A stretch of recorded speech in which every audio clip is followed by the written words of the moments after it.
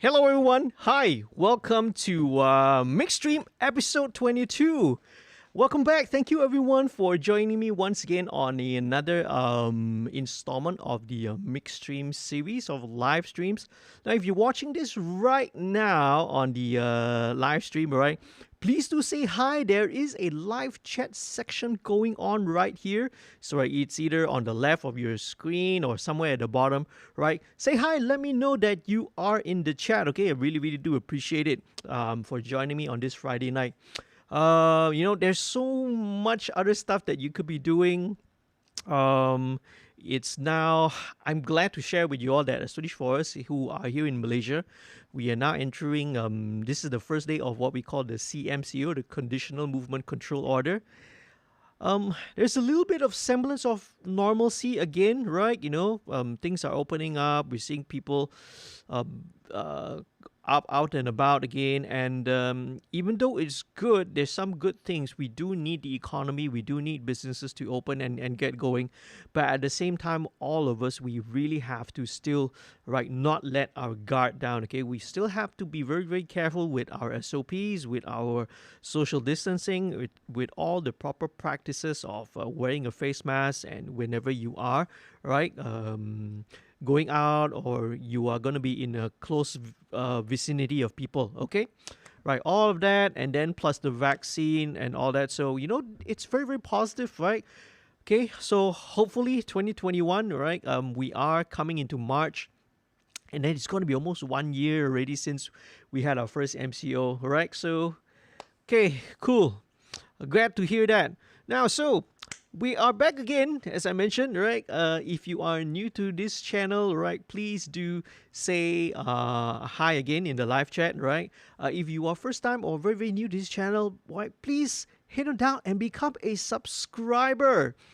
Now, I was just checking my YouTube dashboard page just before that. And the channel, right, I've been doing this for like almost 11 months right now, almost coming up to about a year. We are now at 999 subscribers. Woo! Okay, right. So, it's a great milestone. I wonder who is going to be the 1,000th subscriber. But if we do hit 1,000, that would be super, super awesome, right? That would be a great, great achievement. And it's been an amazing journey. It's been a wonderful journey. I thank you so much for all of you who have been supporting, right, me on this little YouTube channel here, right? Those who have supported, right, by watching the live streams, watching all the different videos, taking part in the Q&As, jumping in with your comments and your questions, right? I love doing this, man. I really, really do love doing this. And not only do I get to share, about the work that I do, which I love, I absolutely love, but, I also get to share the music, right? The amount of wonderful and amazing music that's out there. So one of the things about the MixStream is, of course, right, I am showcasing a live stream mixing process of a song. So, right, most of the time it's going to be songs that either I've been working on here in the studio, and sometimes, right, I do work on material or tracks that have been sent to me by, artists that have been recorded elsewhere as well, okay? But most of the time it's all, these are all local and independent. So let me, without saying too much, okay, let me just start off first of all by sort of introducing who is the artist today, okay? Right, so you all might be wondering, okay, who the artist is. Zubira, okay, and the track that I'll be mixing tonight is called Guruh di Langit. So Zubira, he is a independent singer-songwriter and a musician. He is a fantastic musician and a songwriter, right? He is Zubir and I go way, way, way back, very, very long way back. Zubira actually, right? He is actually he's pretty well known amongst the local musician circuit and the music scene. Okay, right? He is known as a blues rock player, and he was actually one of my very, very first clients ever. You know, he was his album when his album, his debut album, right, which was titled Like Never Before, was one of the very first albums which I worked on. When I was still studying in ICOM, still a budding audio engineer, right, back in like 2002 or 2003, around that time. So I was super really really honored, right, that for someone who was such an experienced musician as himself, as Zubir, right, Zubira, okay, as we all know him, right, by his stage name. I was so honored that he had decided to work with me, and a relatively nobody. You see, back then, okay, I was nobody. We started the first album. The genesis of it was way back in when I was in my home studio, right, back in my apartment days, right, the early days of Studio 2105. And then, over the years, we continued working on other stuff.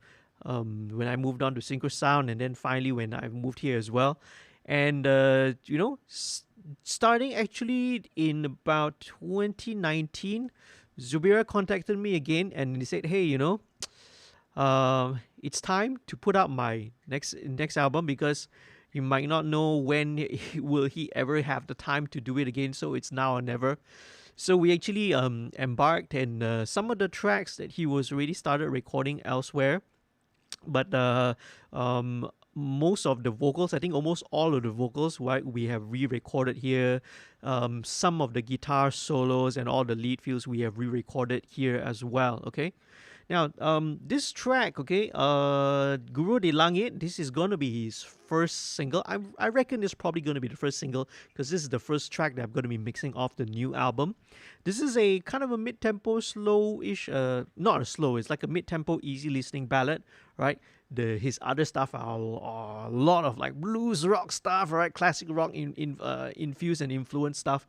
So that's going to be a really cool sounding album, right? So without further ado, right, let's start by taking a quick look. All right, actually before that, okay, one of the things about MixStream which I want to point out to you is that not only by just watching and educating, learning about how the mixing process goes, it's not the only thing, but I also, if you want to actively try and if you want to actively support, okay, firstly the musicians, the featured artists, and also have to support my channel, you can do so by becoming a patron. How do you do that? Okay, you just visit the website. It's up there in the link up here, www.patreon.com/studio2105. Okay, so you sign up to become a patron. Patreon works based on monthly subscriptions, and it can be as low as $1 a month, so that's about 4 ringgit a month, right, all the way to the VIP tier, which is $10 a month, which is 40, right? There are lots of special perks and benefits. Okay, won't spend so much time explaining it, because you can just go to the website and check it out. But if you're watching this and you want to support the featured artist, okay, all right, what happens is that if you sign up to become a patron, 50% of your pledge of your subscription will go to the featured artist, and of course, right, the remaining 50% what will be going to help support and to build the creation of more content on this channel. So do so, www.patreon.com/studio2105. Okay, right. So the code, right, you just drop a code there, right? Drop a message once you're signed up, right? Drop a message with the code MixStream22, MixStream22, so that I know that if you're watching this, whether is it live right now or replay later, right, later on, a few days later, a year later, who knows, okay, that whatever you pledge your subscription, we will be channeled to the featured artist, right? In this case, Zubira. All right, so without further ado, okay, again, new viewers, if you're watching this, haven't do so, please subscribe, okay? Let's start by taking a listen to the rough mix of the song. Let's always take a big picture look at the track first. So here we go. I'm going to take a look and check what's happening with the chat as well. Please pardon me, right, if I'm not able to respond to your chat questions, because when I'm mixing, I'm kind of focused at what's happening here. But I will, in time to time, right, when we take our breaks, we'll take a listen. I will definitely take a listen and not take a listen, take a look at the channel. So without further ado, come, let's take a listen to the rough mix of Guruh di Langit. Okay, let's start from the start. Here we go.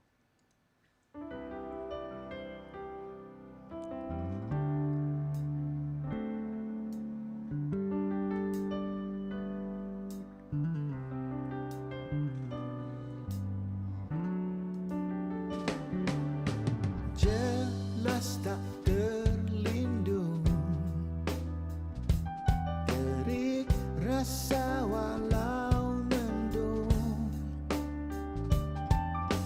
balang melanda, adakah hukuman ataupun hanya satu ujian? Hadapilah.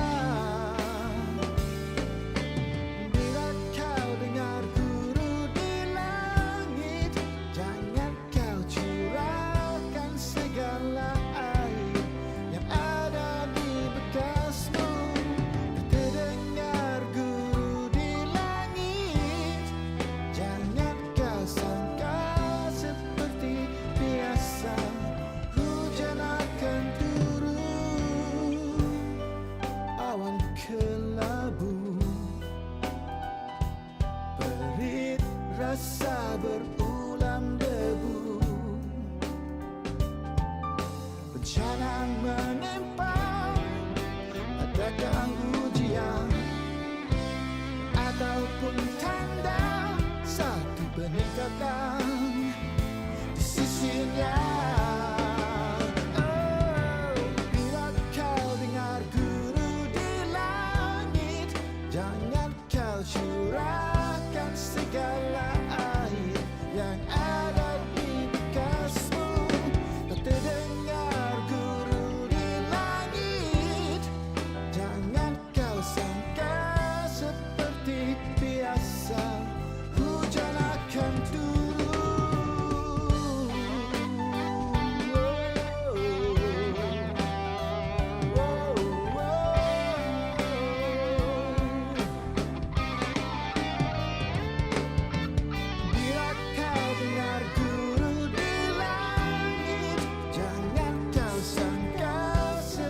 The vibe is solo, man.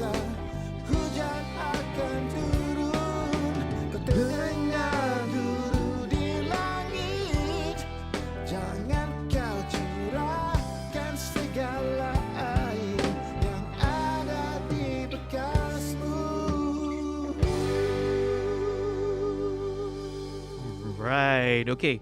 So that's the rough mix of the song. Now, a little bit of trivia behind the track, okay?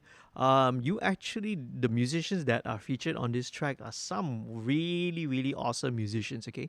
Now, the guitarist and obviously the vocals, right, is by Zubira himself. The bass, right? Bass was actually played by my own bassist, AJ from Pop Shavit, who also plays with the WVC trio, who plays with so many people. So, right, this is AJ on the bass, right, playing this. And the piano, the keyboards, and the string arrangement was done by a veteran and a legendary keyboardist and music director, arranger, everything, Mr. Bel Fatah. Okay, all right. So we got some amazing talent on this recording as well. I had the opportunity of course, also with recording Bel here. I think 2 years ago, right, on some of the other tracks on Zubira's album, and then you get to watch a real keyboard player ripping it up on a Hammond B3 parts, So that's really, really cool. But those are on the tracks. Maybe we'll feature them in next time, right, in other episodes. Okay, but on a little bit of a sad note, right, the drums on this, okay, were actually played by Man Kanan, right, the late Man Kanan, who played for Flop Poppy or many things. Of anything, right? So the recording, some of the early drum recordings, right, were done much earlier. They weren't recorded here, all right? So Unfortunately, Man Kanan passed away in 2018, if I'm not mistaken. It was of a heart attack. So, right, so we have a really star-studded lineup of musicians, okay, on this project lah. But sadly, right, the one of them is not here with us today. But anyway, right, so just a little trivia. I thought that you guys will be interested to know, right? These are top-notch musicians who are playing on this track. So it's pretty simple arrangement: drums, bass, some piano, lead guitar. The guitar is actually playing more of a lead role. There's no actual rhythm guitar in this track. The piano is and the pad is kind of the one that's holding the rhythm together. Okay. Of course, with a nice, cool guitar solo and string arrangements, right, throughout the song. So this is right a little bit more obviously going to be more mainstream lah. It could probably sound like it would belong in a TV drama OST or something. But that's where the money is, man. Okay, that's where the audience is to try and get it on TV. So let's start without further ado. Okay, now, with mixing, one of the important things is always gain staging and getting your levels and initial levels right. Okay, gain staging is setting initial levels and all that is one of the fundamentals of audio engineering. Okay, that we must not ignore. Okay, now pay a little attention here. So this one, let me just color this track very, very quickly, right? Because I must have missed this one. There we go. Okay, so as you can see. These are all the live drums, but I've also, all right, done a bit of drum resampling as well, right, just for the kick and the snare only lah, right, just kick and snare only, right. So I have a video on drum sample replacement, right, on this channel, so go ahead and check it out lah. Okay, now let me just hide these tracks first of all. So there will be a combination of both, but I'm going to use, in this case, the samples which I've done, right, the sample replacements, to just kind of enhance it a little bit, because this was a great recording, a very, very nice recording by a good drummer, right, by a great drummer already. So there's it's not like we have to use the samples to rely on the samples to sort of cover for any of the flaws. But anyway, let's hear on down. First things first. Now, as I mentioned, on all the tracks, I will always put the tape emulation and console emulation using, first of all, right, Slate Digital's virtual tape machines. This will simulate as if the track was recorded off a 16-track 2-inch analog tape. Then it will go into Virtual Mix Track here into two plugins.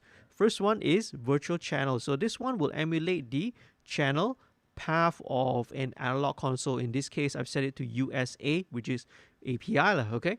Right, so then it goes into FG73, which is, right, an emulation of the Neve 1073. Unfortunately, sadly also, we recently lost Mr. Rupert Neve, right? He passed away, right, due to old age lah, right, at 94.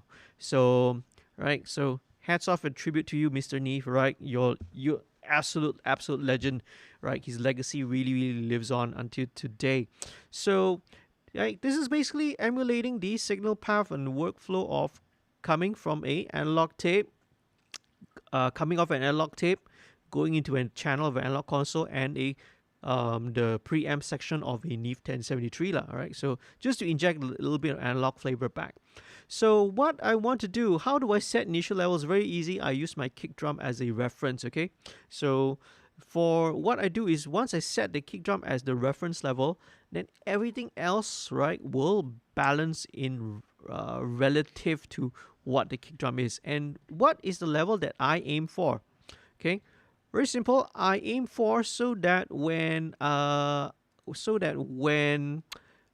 hang on a second, so that when hang on a second. All right, so that when the kick drum is peaking, right, it would hit the master at about minus 12 dBFS lah. Okay, so just give me a second. I need to sort out a couple of things here. Okay, all right, let me just kind of load some of the my master bus for a second. Here we go. All right, Because now if you take a look, all right, the eagle eye of you will notice that this looks like an older, right?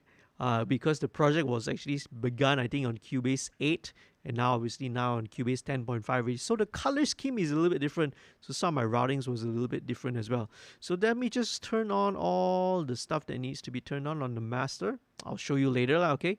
So I'm going to be aiming for the kick drum to kind of peak at about -12. Let's start with the kick drum first of all. Okay, here we go. Let's pull it up.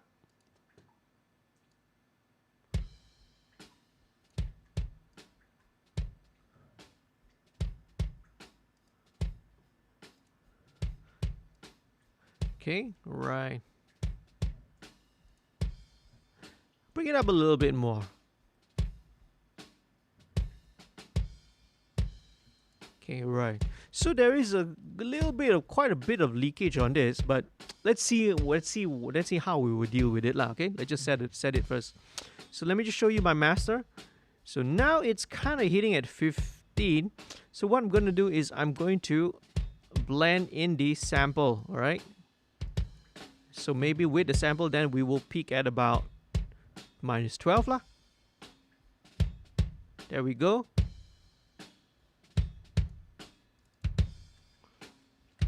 There we go, yeah.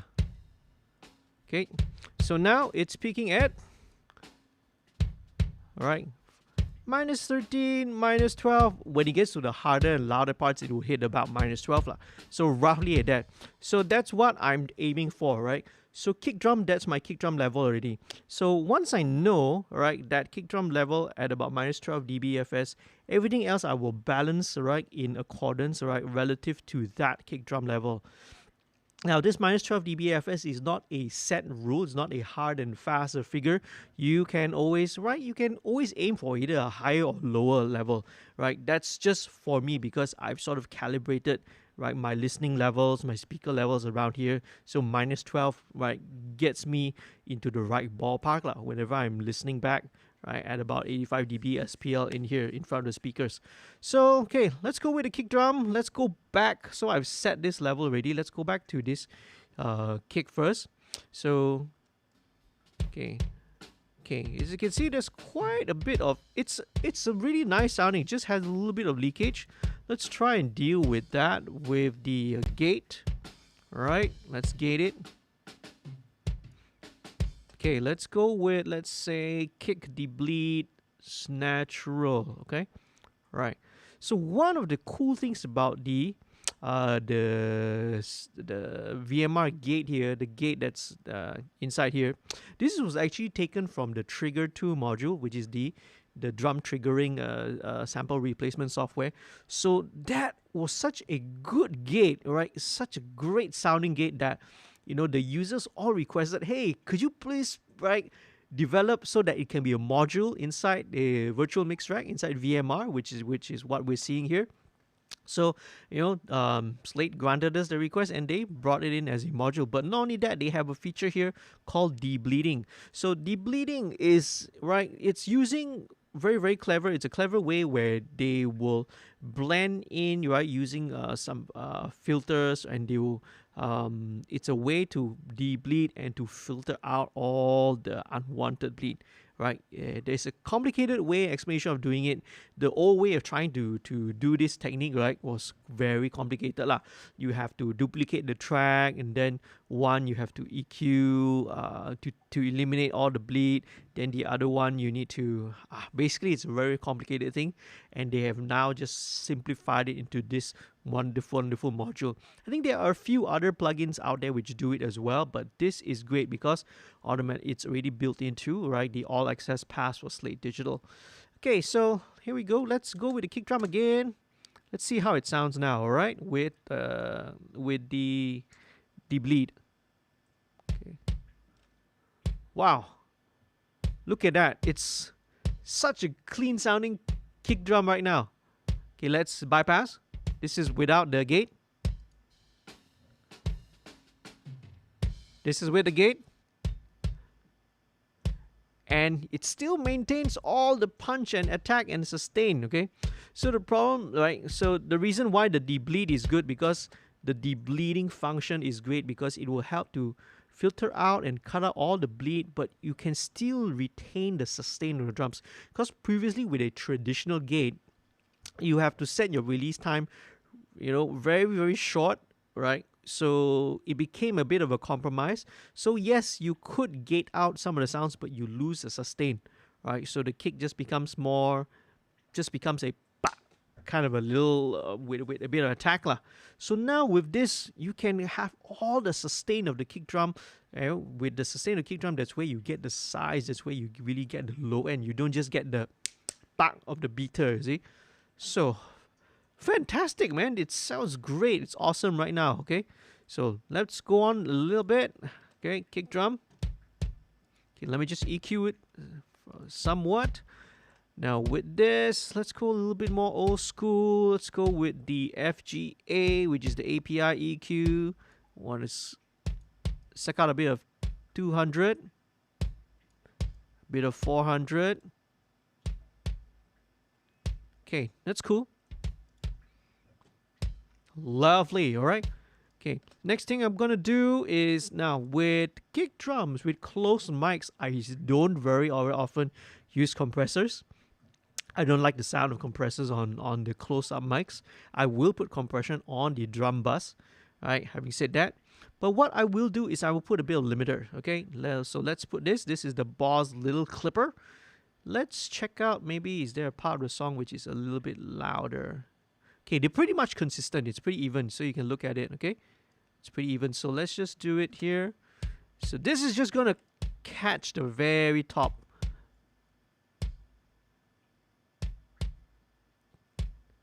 That's it. All right, just the very, very tops of the kick drum.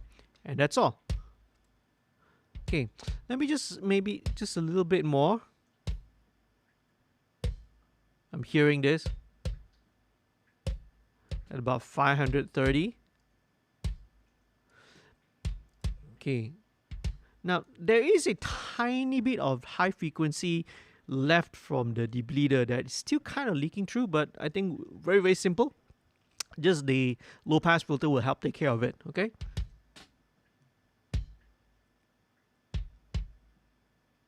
Let's go with maybe a gentler slope, 6 dB per octave.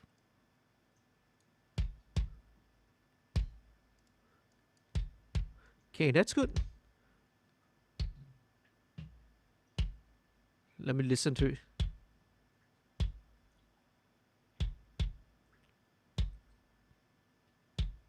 Okay, add about 3.5, 3.6 lah, just a little bit, okay? It's great, awesome, okay. Awesome, so now let's blend in with your sample kick drum, which is this one.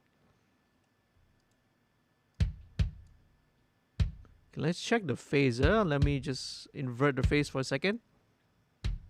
Okay. This is out of phase, you can see. It's very hollow and it's lost so much of the body already. So, this is great. Okay.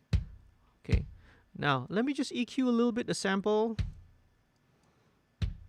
Okay, there's a bit of too much 94 hertz in this. All right. Great. Awesome.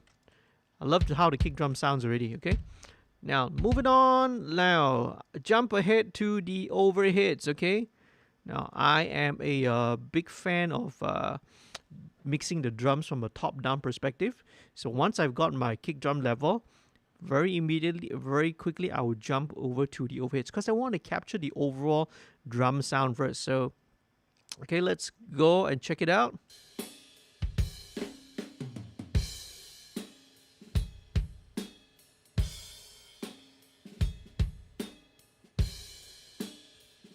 Okay. Alright, so this one is actually mixed to, was recorded from audience perspective. Let's flip it around, because why not? I prefer it from a drummer's perspective. So let's check it out, alright? So drummer's perspective means that the hi-hat's going to be on the left, right is going to be on the right hand side, okay? And when the tom rolls, it's going to go from high, mid, low. All right. Okay, cool. Very, very cool. Okay, now, I suggest that if you're watching this, it will be best if you're either listening on a good pair of headphones, or if you have a monitor reference headphones, that will even be better. Or if you are in front, somehow you can be in front of a pair of monitor speakers, that will be best. Like if you're kind of listening on this only on a mobile device, it's going to be very hard to hear lah. So what I kind of hear now is there is a little bit of phase issues with the two, right? The two overhead tracks. So let's quickly check it out and deal with it. Okay, so how do I deal with it? All right, I'll be putting up a video on this really soon. So what I would use is this plugin called the Waves in Phase. So, right, I'm going to put it as the stereo mode because I'm taking the overhead left and right. So how it works is really simple. So you can see it says ready to capture. All you need to do is just run the audio through it, then it will analyze. Okay, let's click on capture. Okay, and voila, there you go, it's done, right? So it just takes only like a couple of seconds. So now let's go and look at let's find a transient where we can sort of analyze the audio. Let's go in, let's zoom it up, and okay, right, you can sort of, right, let's put this one here.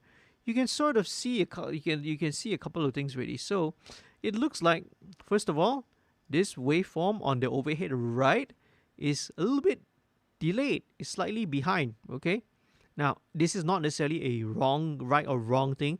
This kind of just indicates that the right hand side, or in this case original recording, was left lah. Okay, but now for the purposes of our project, this is now the right. Okay, so what this means that the positioning on the microphone one was a little bit slightly further away, so that to me it creates a little bit of phasiness.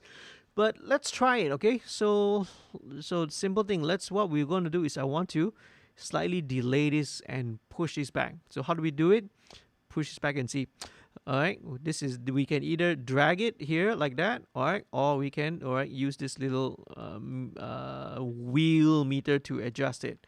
So as you can see, whenever I'm adjusting, you notice that the correlation meter at the bottom changes. So when you get positive correlation, it generally means that it's a good thing. All right, that means the frequency content or whatever the audio content is generally in phase. But if you get negative correlation, it's telling you that, oh, you're getting some phase cancellation there lah. So it does seem that it is in the blue area, so it seems to be okay, right? But let's double check and verify. Okay, let's delay this a little back and see, do we get any improvement or not? Does it get better? And the funny thing is that it actually seems to get worse. That's funny, right? Okay, but the lesson here is that in the end you have to try and trust your ears. Now, assuming that if I line this up perfectly, okay, if I do, okay, you actually get a correlation of 0.09, which seems to be worse than the original. Remember, the original was 0.14, but let's take a listen to how it sounds.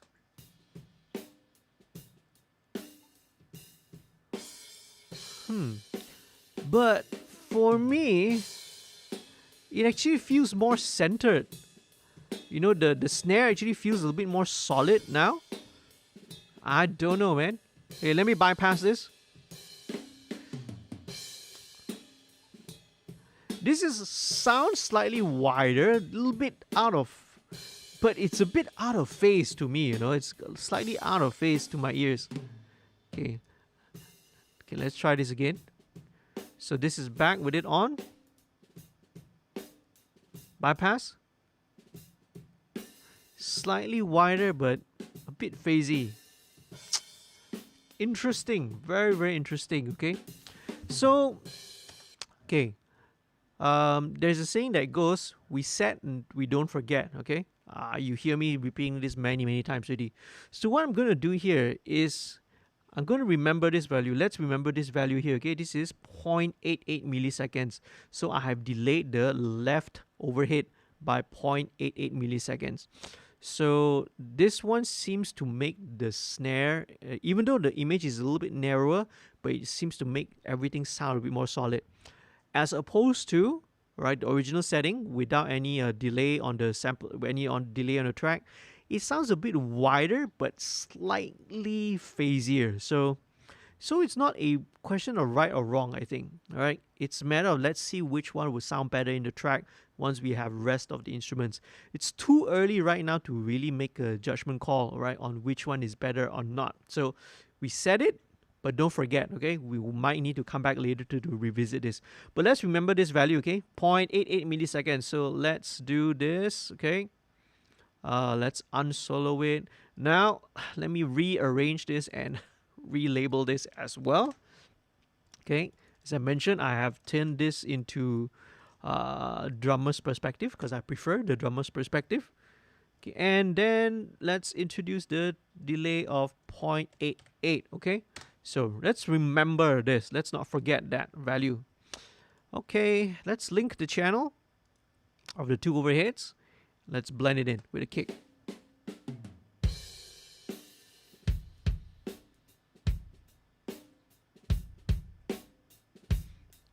Nice, okay?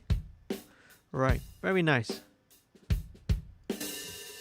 Oh, that went a little bit loud. Okay, hang on now. Back down, 15.5. Okay, now let's blend in the snare drum next. Let's check it out. Snare drum.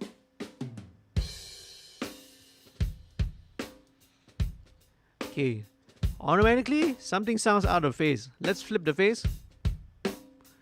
Voila! All the bottom and the body comes back in. Okay, now let's EQ the snare drum for a second.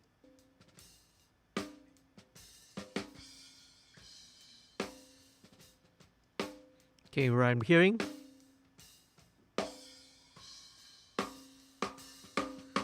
A bit of not a very pretty ring there.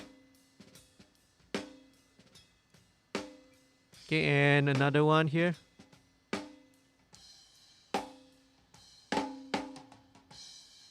Okay, 860 at about there. Yeah, that's about it. Yep, okay, very, very cool. Let me double check. Do I have this routed to my drums? Yes, I do. Now, I feel that I kind of need to brighten it up a little bit. So let's bring in my favorite EQ. Once again, the API, the FGA. Let's listen to it. So let me take 7K. Let's crank it up.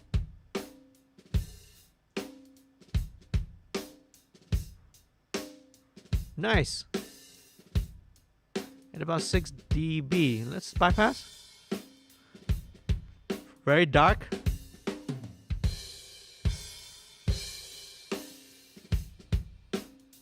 Cool. Let me let's change it. Let's turn it down to maybe 5K.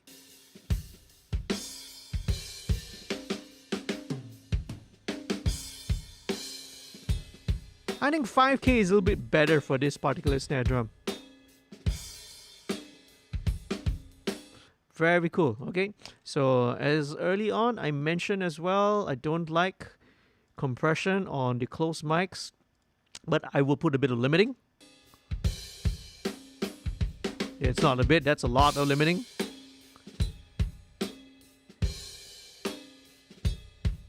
Okay, right, just to catch the tops. Okay, let's go to where the loudest parts are. Okay?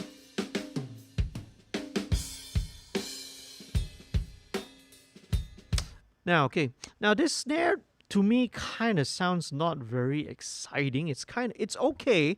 It's not a bad recording of any sort, so to speak.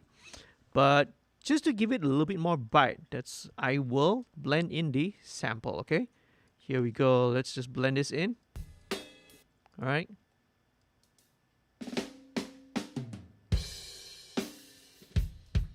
Okay, let's check the phase. There we go.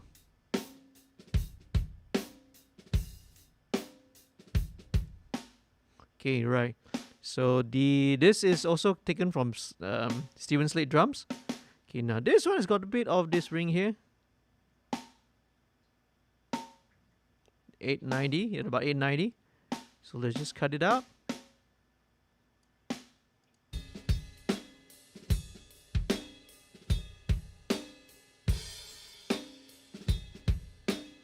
Okay, still feels a little dark to me, so let's add one of the secret toys for giving a little bit of bite. The Black Box Analog Design HG2, right? There's one setting here which is called Snare-tacular. Guess why, right? So this really helps to inject a little bit of life into the snare drum. Here we go. Okay, let's go with the flat setting first. Let's bring up the saturation.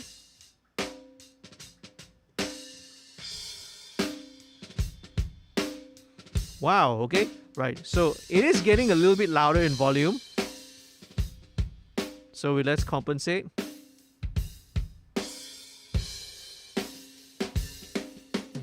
So bypass.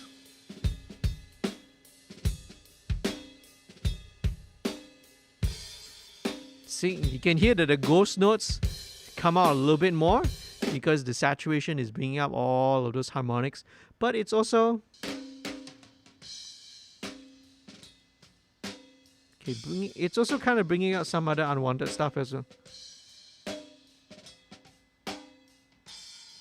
Okay, actually it's that frequency, but just maybe need a little bit more.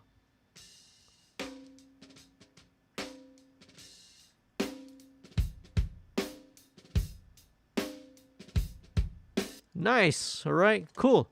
I think that adds a little bit more life, right, to the snare drum lah. Hi-hat next. Here we go. Let's take out all the bottom end. And you can sort of hear that same frequency.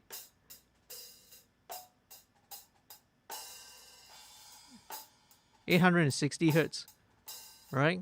So that sounds more like something that's coming from the snare drum. It could be a room, it could be resonance that's coming from the snare, okay? Okay, let's bring the hi-hat a little bit towards the...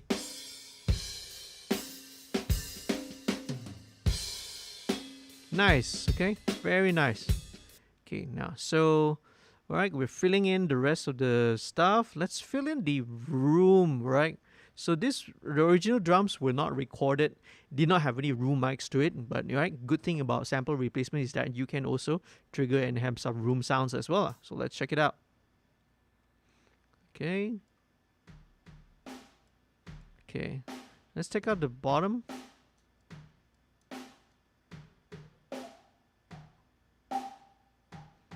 Okay, so it has got that.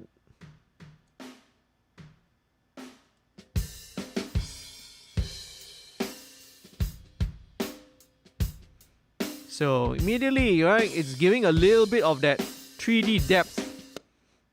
Okay, let me just send it to the same bus first.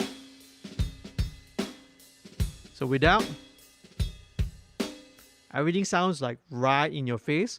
But when you bring in the room, it's like, oh, it's like suddenly it's being extended backwards already, right? So there's a lot more space behind the kit right now.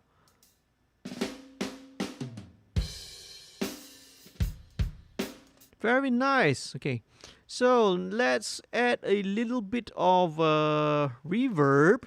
Okay, but first of all, let me do this, right? So because this is a different template, it is an older project after all, okay? So one of the things that I would like to put on the overheads would be a De-Esser. In this case, I'll use the AUSYS E2 De-Esser. Okay. De-Essers are great. De-Essers are not only used for, de-essing vocals, but right, depending on how you set it and how you adjust it, right, there is one here which will be for overhead soften. So this one will be just to kind of soften every time the overheads, right, especially if you crash or something like that, just to soften it a little bit lah, right, in case sometimes the cymbals may sound a bit too aggressive. So let's check it out.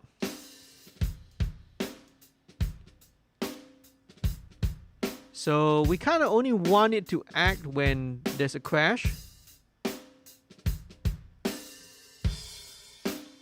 Okay, That's not too bad. Just bring it up a little bit more. There we go.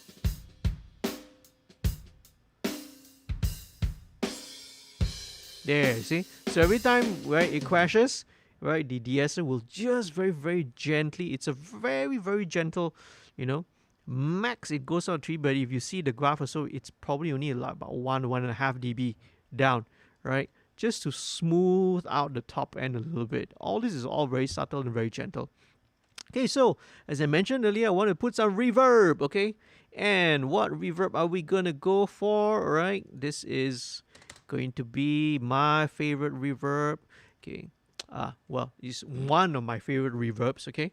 So this is Reverence from Steinberg. This is a plugin that comes stock with Cubase. This is a convolution reverb, okay? Now, so convolution reverbs use IRs, impulse responses, all right? We all hear about IRs in the context of guitar amps and guitar caps. IRs can also be used for reverbs, okay? So this is a IR capture of the snare plate, because I think I loaded this already. The snare plate setting from a Yamaha SPX 990. So, right, you can run the impulse response through any piece of hardware or an actual physical space like a hall or, you know, a studio room or a space like that, and you can capture the impulse response and use that to model the sound, right? So this was actually taken from the preset of the Yamaha SPX 990, and it's a very, very commonly used preset, okay? And it just works. Yamaha SPX 990 is not a very expensive, you know, super expensive effects unit, but somehow, right, this sound just works. So I'm putting the reverb on the overhead. It's like, wow, isn't that a little bit strange? Reverb on the overhead?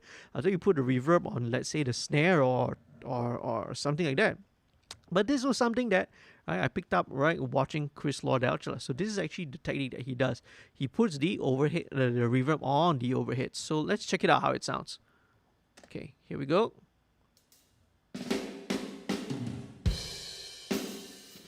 Ooh, that's quite a lot. Let me just double check and see. Did I bring the gain up or something like that? Again, because this could be an old from an older template, you see. And I suspect, yes, that's why. See, the pre-gain is up by 10 dB. That's why the reverb is like, oh, that's a lot of reverb, right? More than usual. Let's check it out now. That's better. So you see, it gives a bit of that sense of space. This without an additional sense of space. Cool. Right, so let me EQ the reverb a little bit.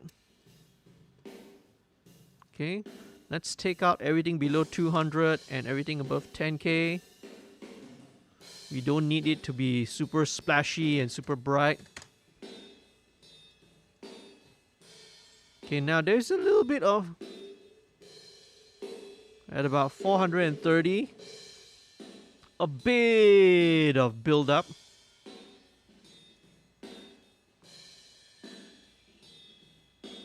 And about 3K coming from the right cymbal, it kind of excites the reverb a little bit too much. So just EQ the reverb.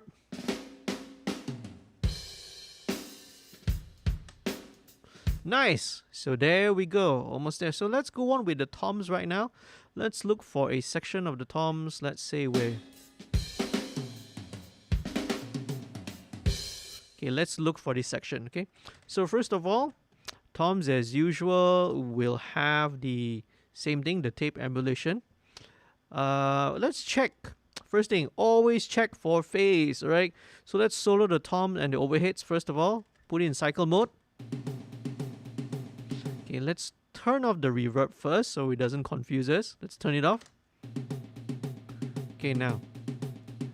It's a cool loop actually. Anyway, okay? So check the phase. Oh, hang on now, one more time. The group is not open, that's why no effect. One more time.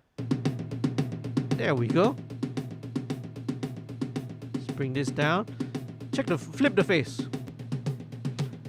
Wow. automatically, right? With the phase in, all the bottom end suddenly just comes in. You see, so sometimes sometimes the most important thing to pay attention to is just phase, man. Okay, and I'm going to be planning to do a video on this real soon, and this is a great example, right, of what happens with just a simple matter of just checking the phase, right? Invert the polarity, flip the polarity on one channel, and boom, instantly from thin, hollow, wimpy sounding to immediately just transform into fat, full with all the bottom end and the attack just at the click of one button. That's incredible, man. Okay, so let's check the tom, first tom. Okay, now let's EQ it.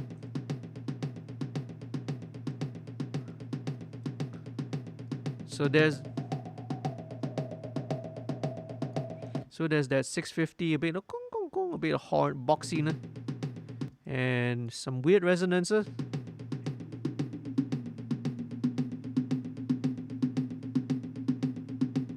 About 260.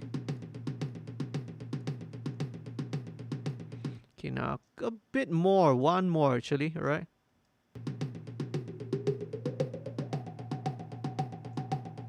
At about 700 plus.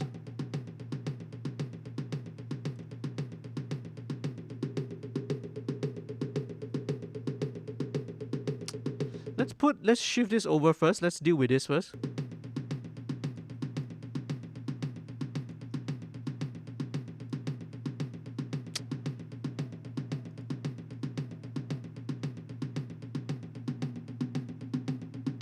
Okay, right. Here's what we're gonna do. I'll have this here, but this one I'll go with a wider Q because the two frequencies are so near each other. I think one which is slightly less, but with a wider Q will do the job. Okay. Let's bypass the EQ. Much better, right? You get all that honkiness. Okay, much better there.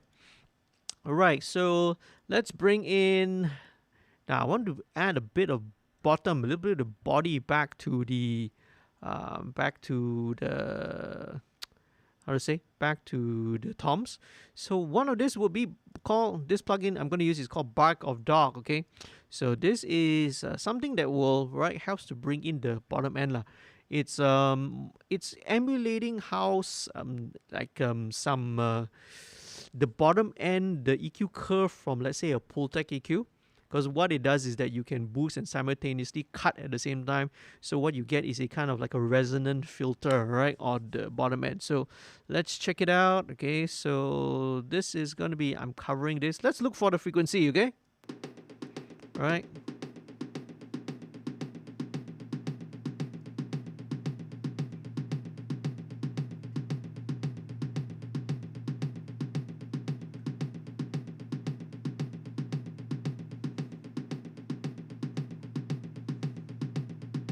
At about 130? Let me guess, is that about 130?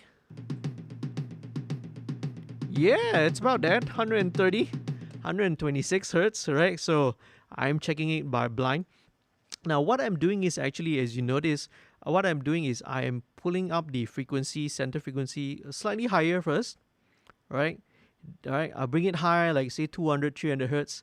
Then slowly I'm turning it down until I hear the point where the low end builds up, right? You get the most low end out of it.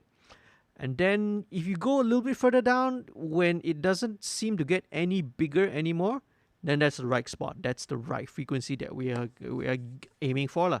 So right, it's good to always practice with your ears instead of looking at the RTA. So 130 hertz. Let's compare which mode will be better. Classic, passive. This sounds fuller actually. Combo is a mix of both. Classic sounds very clean. Passive sounds a bit fuller. Let's go with combo and see. Right, let's go with a combination. And important, listen in context with the drums, with all the drums. Okay.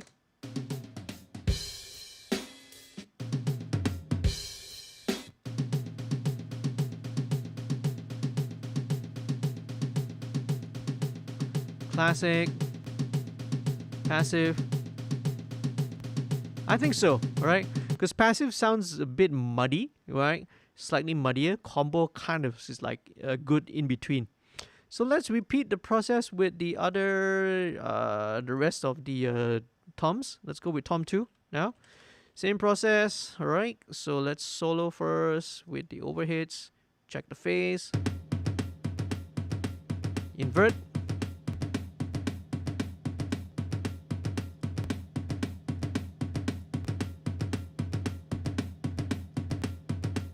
Okay, now with the tom 2, it feels like the original, the way that it originally was, sounds better. So let's just leave it at that. Okay, EQ.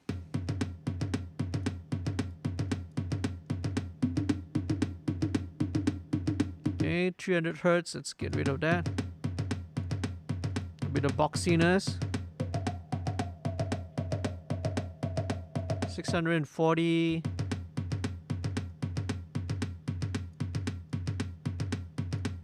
Okay, now there is one more, but let's see whether is it really.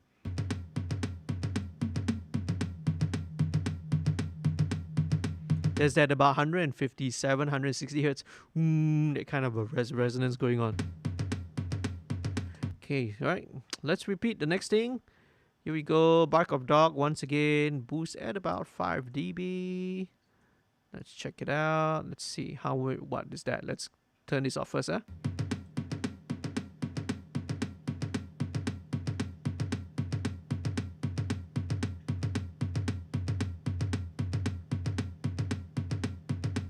It's about 100.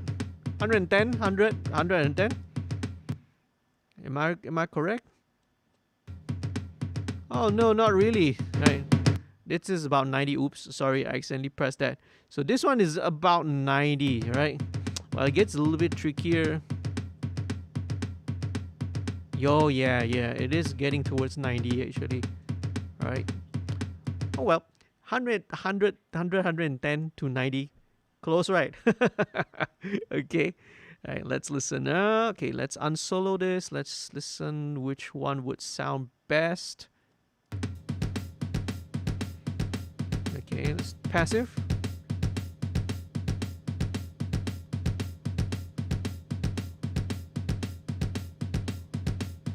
Okay, very cool, right? I think the passive and I think the combo, right? Yeah, the combo I think generally works the best so far in this track, right? Okay, let's balance the tom.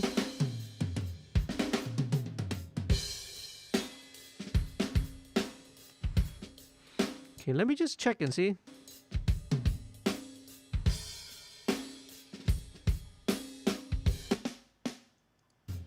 Okay, now I'm hearing something else. Let me just check it out. What is that?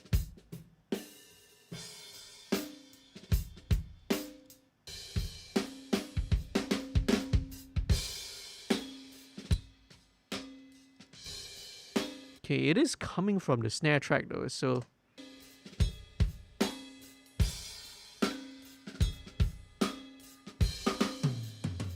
okay, so it is the same frequency, just needs to cut a bit more.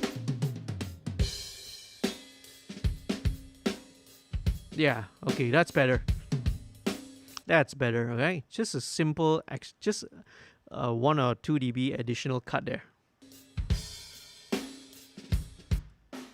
Okay, right, just a bit of EQ on the rim sample again.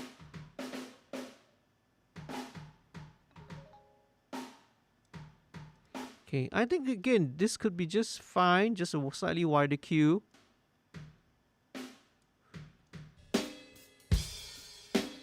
Yeah, alright, that's a lot better, okay? A lot better. Well, let's look for tom 3. Where is tom 3? Tom 3 is happening around here. So, well, it was only a couple of hits on tom 3 actually. So let's listen, maybe this part. Let's go with the busier section. Yeah, okay, so here we go. Let's repeat the process again lah. Let's check with tom 3. Check with the overheads. Invert. .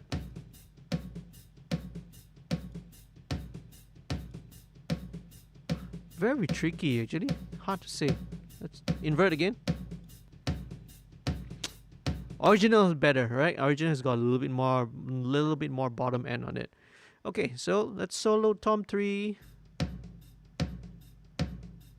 Okay, there's a lot of boxiness on this.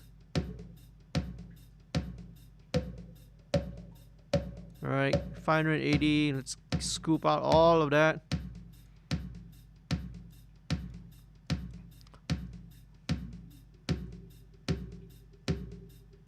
About 400.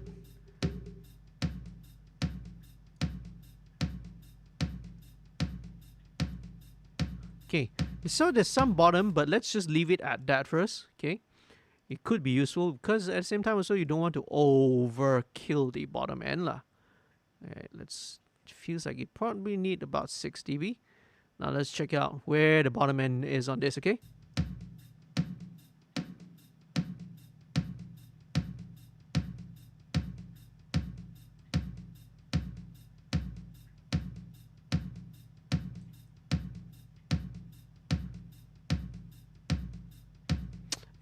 Getting a little bit harder to tell. I got to turn this up a little bit.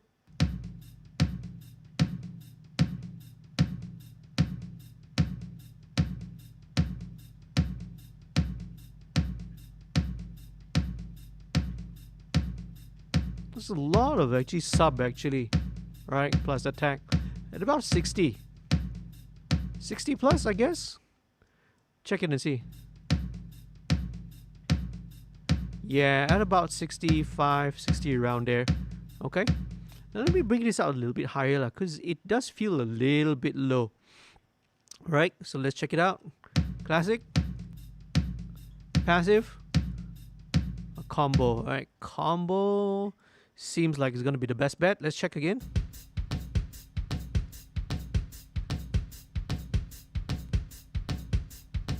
Yeah, I think combo, alright? Best of both worlds. It seems to work the best in this kind of situation. Let's turn. Go with toms.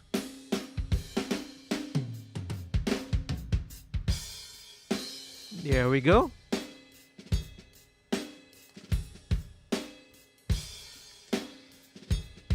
And that's pretty much our drum mix, okay? Let's bring in the reverb again.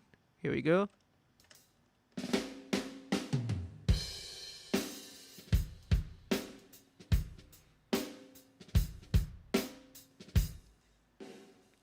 Okay, now another bit of EQing here.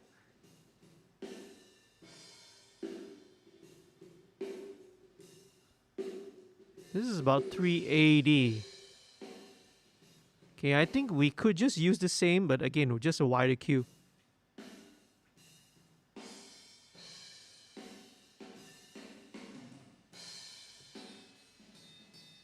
Okay, let's unsolo the reverb.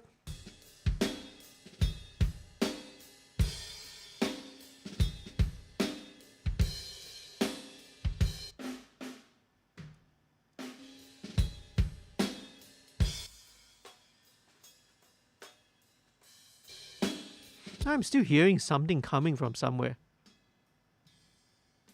Is it from the overheads? Yeah, it's coming from the overheads. There. Yeah, okay, let's EQ this out. I think we could take a little bit more of the bottom out.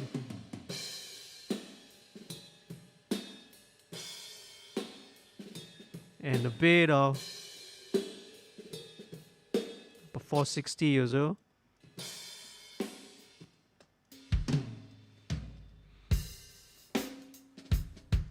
There you go. Sounds a little bit cleaner now, right? Just taking out sound of mud, okay? No, Google, I'm not looking for anything. My phone just decided I was trying to look for a pharmacy. Okay, alright. Thanks anyway. Okay, sweet. Okay, now, having said that, now I don't do any, like I mentioned. Let's take all these out. This was from the older template.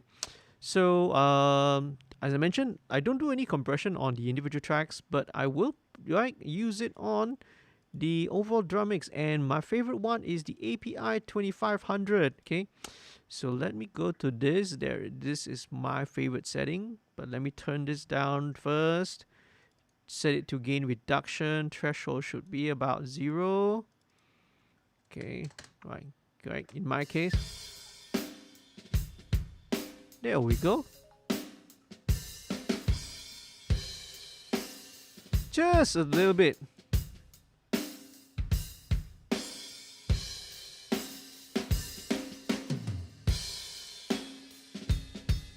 Okay, right, cool. Very cool. I may add a little bit of reverb on the toms, right? Just a tad. Here we go again.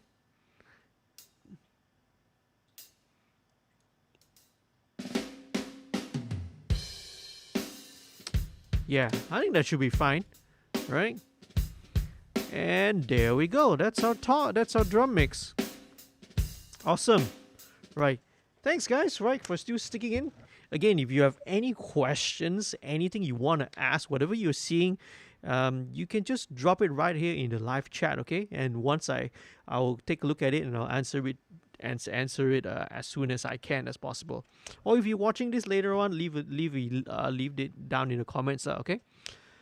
All right, let's move on now. Let's go on to the bass, and this is the bass that's played by my very own AJ. Okay, let's check it out, right?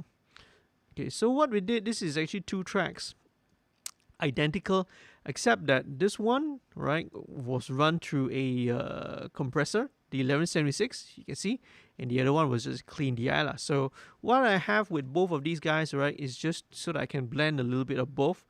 I usually run them about 50-50 lah, okay? So, okay, here we go. So let's check it out and see how it sounds. Let me put in my bass, the bass group plugins first. Okay, here we go. Are we missing some things?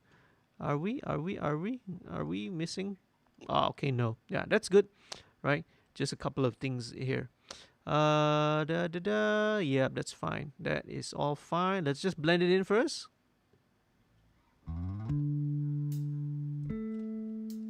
Okay, maybe a little bit off. Let me just kind of trim this section back a little bit.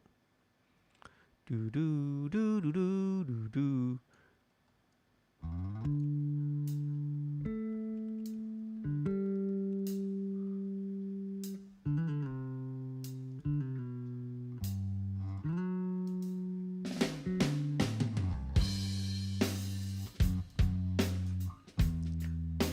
AJ, man, alright, this is AJ on the bass. Groovy bass.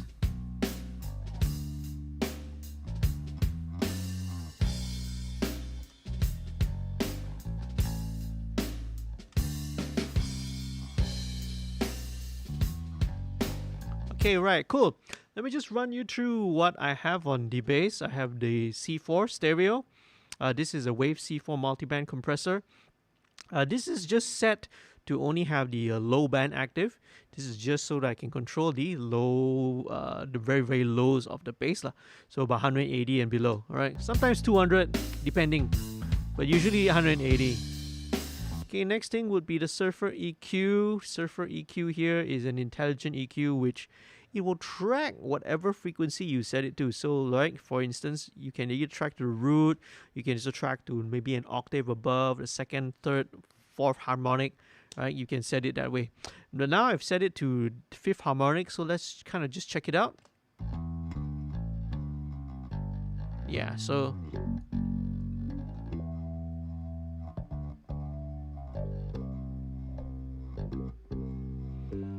seventh. Yeah, let's cut out the fifth, alright? So let's just bring it out about 2 dB and see. Okay, this kind of cleans it up a little bit, alright?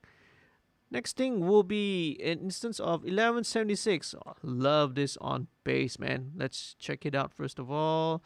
Let's put this, right? Let's put this preset first. Gain reduction is on. Let's mess around with the attack later. Let's see. Let's bring it up. Let's slow down the attack.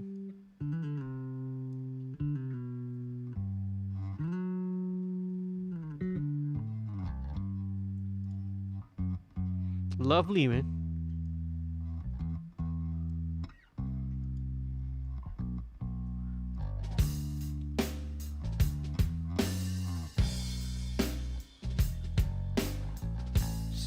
I mean, there's really not much that I need to do with the bass because it's been played so nicely and so evenly and well, recorded well, I have to say that, right?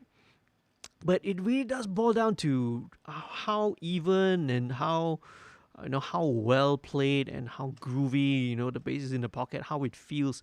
It's so much more important, man, than whatever processing you can throw on top of it later. Okay, so you get it right at the source, it makes the job so much easier. Okay, all right, but let's pop in a little bit more. So first thing I want to do is another one would be the bass rider stereo, just to be very gentle. Okay, let's go with gentle rider, as the name implies.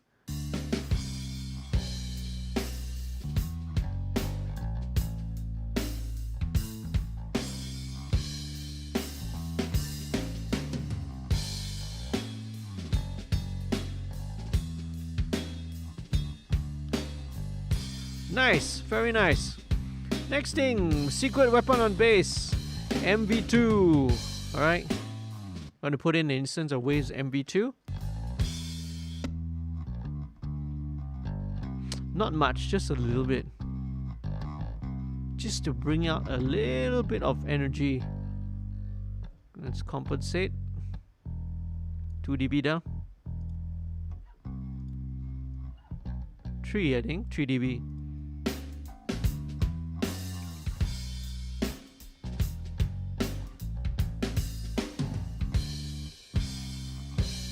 Okay, now let's kind of EQ it a little bit.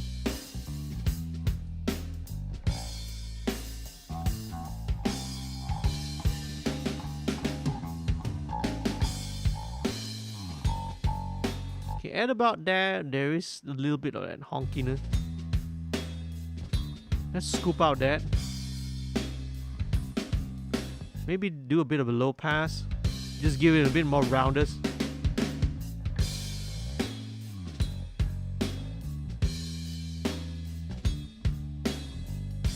A much more vintage kind of a sound tone to it.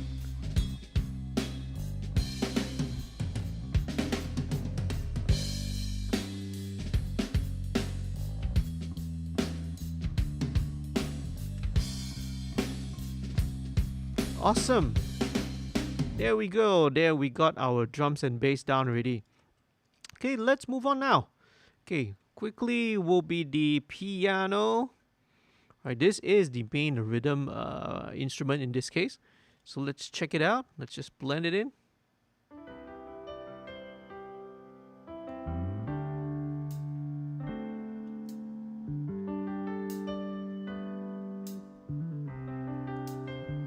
Sweet.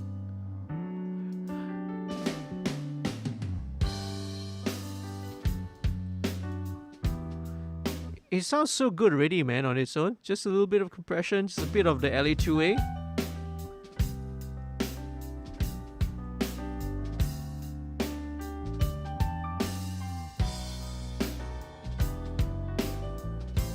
That's all it needs.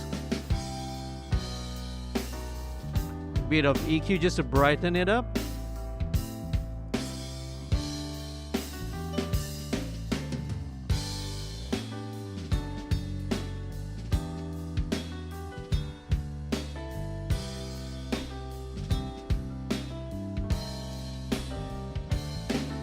Okay, one thing about a lot of the sampled and recorded pianos, I mean sample pianos especially, either on the synths or sample libraries, is that I feel that sometimes the stereo image is a bit too wide.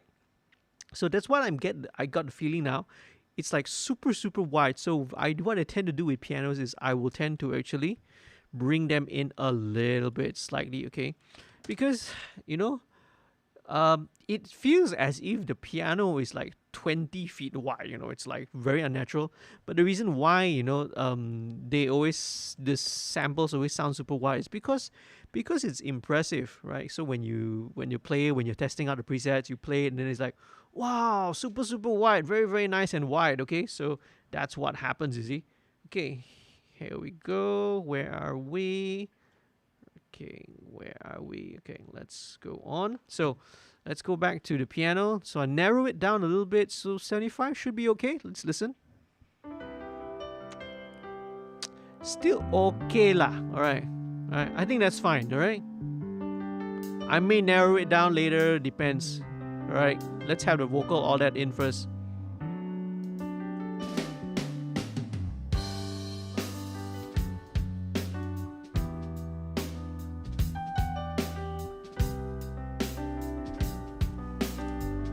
Okay. Nice swing to it.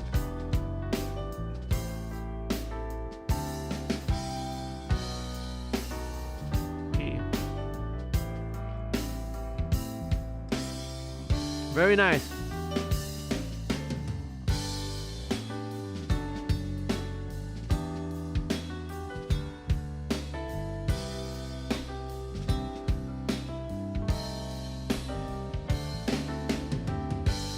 There we go.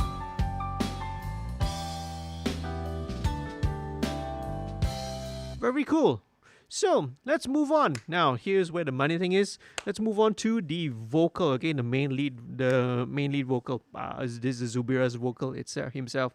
So all the editing, all whatever processing necessary is done already.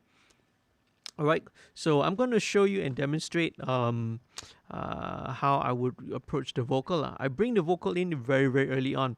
So before I do all the rest of the guitars, I'll leave the guitars for later. The pads, I'll leave it later. All the strings, I'll leave it later. Let's bring the vocal in early because that's very important, okay? Right, so that we do not lose focus. It helps to always mix the vocal in early instead of after you've done the music, because sometimes when you find that, oh, you made the music sound perfect, everything sounds great already, when you want to bring in the vocal, you kind of have to be a little bit more aggressive. You have to fight and start to compete with the rest of the music. That means, a little bit more drastic EQ, compression needs to be more drastic, everything needs to be more drastic. It's better, I think, in my opinion, to always bring the vocal in early, get the vocal to be sounding great, sounding right, okay? And then only you bring the rest of the instruments to come in and support it. So first things first, let me show you what I'm going to do. First thing would be TDR Nova. This is a multi-band, this is a dynamic equalizer, right? You all should probably know it by now. Okay, this is fantastic, a plugin. It's totally free of charge as well. Okay, let's solo the vocal and let's check it out, right? Slope 12 dB per octave. Let's turn off the effects first lah, okay? Alright, otherwise it's confusing. Here we go. Jelas tak terlindung, terik rasa walau mendung, bala melanda, adakah hukuman ataupun hanya satu ujian. Okay, right. So a little bit of the honkiness, right? From the... Hadapilah bila kau dengar guru di langit, jangan kau cuba. At about 800. Let's bring the gain back down. Okay, let's unsolo it. Activate the dynamic EQ. Let's go for wide band mode. Ratio 3, fastest attack, fast release, because we want the dynamic EQ to act fast, but also to let go fast, okay? So dynamic EQ will be very, very transparent because only when that particular frequency that you've tuned it to, only when it jumps out, only when it pokes out a bit too much, that's only when the EQ will act, okay? So let's try that. Curahkan segala air yang ada di bekasmu, kau terdengar guru di langit, jangan kau sangka. Okay, right, so let's look for... Seperti biasa, hujan akan turun. At about 3.9, 3.8K, around there. Let me go and let's repeat the, not repeat, let's go and loop the chorus again. Okay, let's unsolo this, bring the gain back down, unsolo the, oh, hello. Yeah, there we go. Okay, activate wideband mode. Guruh di langit, jangan kau sangka seperti biasa, hujan akan turun. There we go, alright. So let me just very quickly show you, right? Same thing, I have the virtual tape machine here. I have, right, virtual mix rack.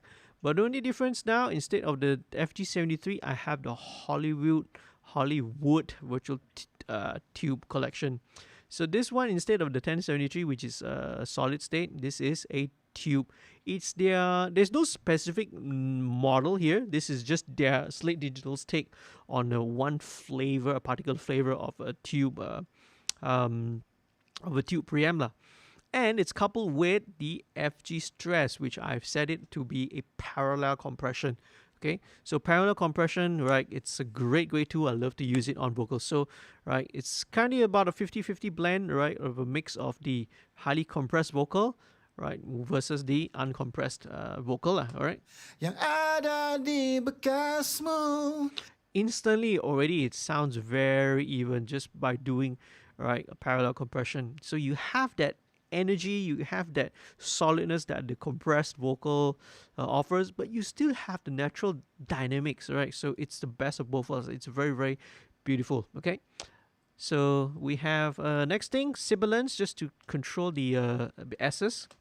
Yang ada di bekasmu, kau terdengar guruh di langit.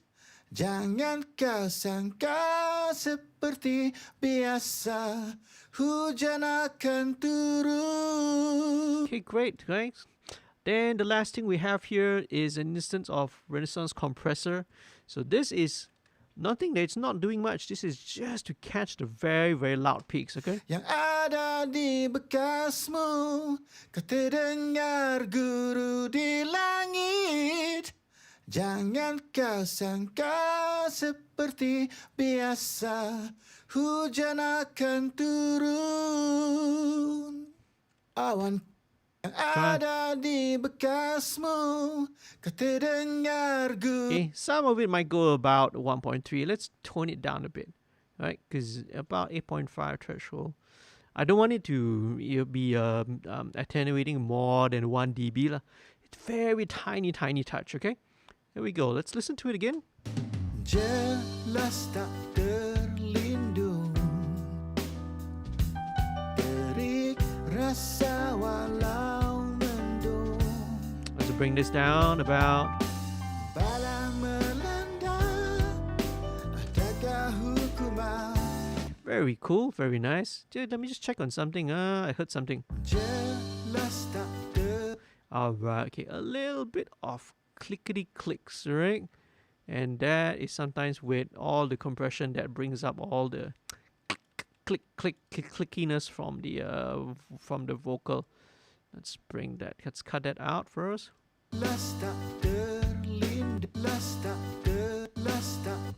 There we go. We can actually see it over here. See these, right? You get a little bit of the lip sound and all that gets brought up after all the compressors.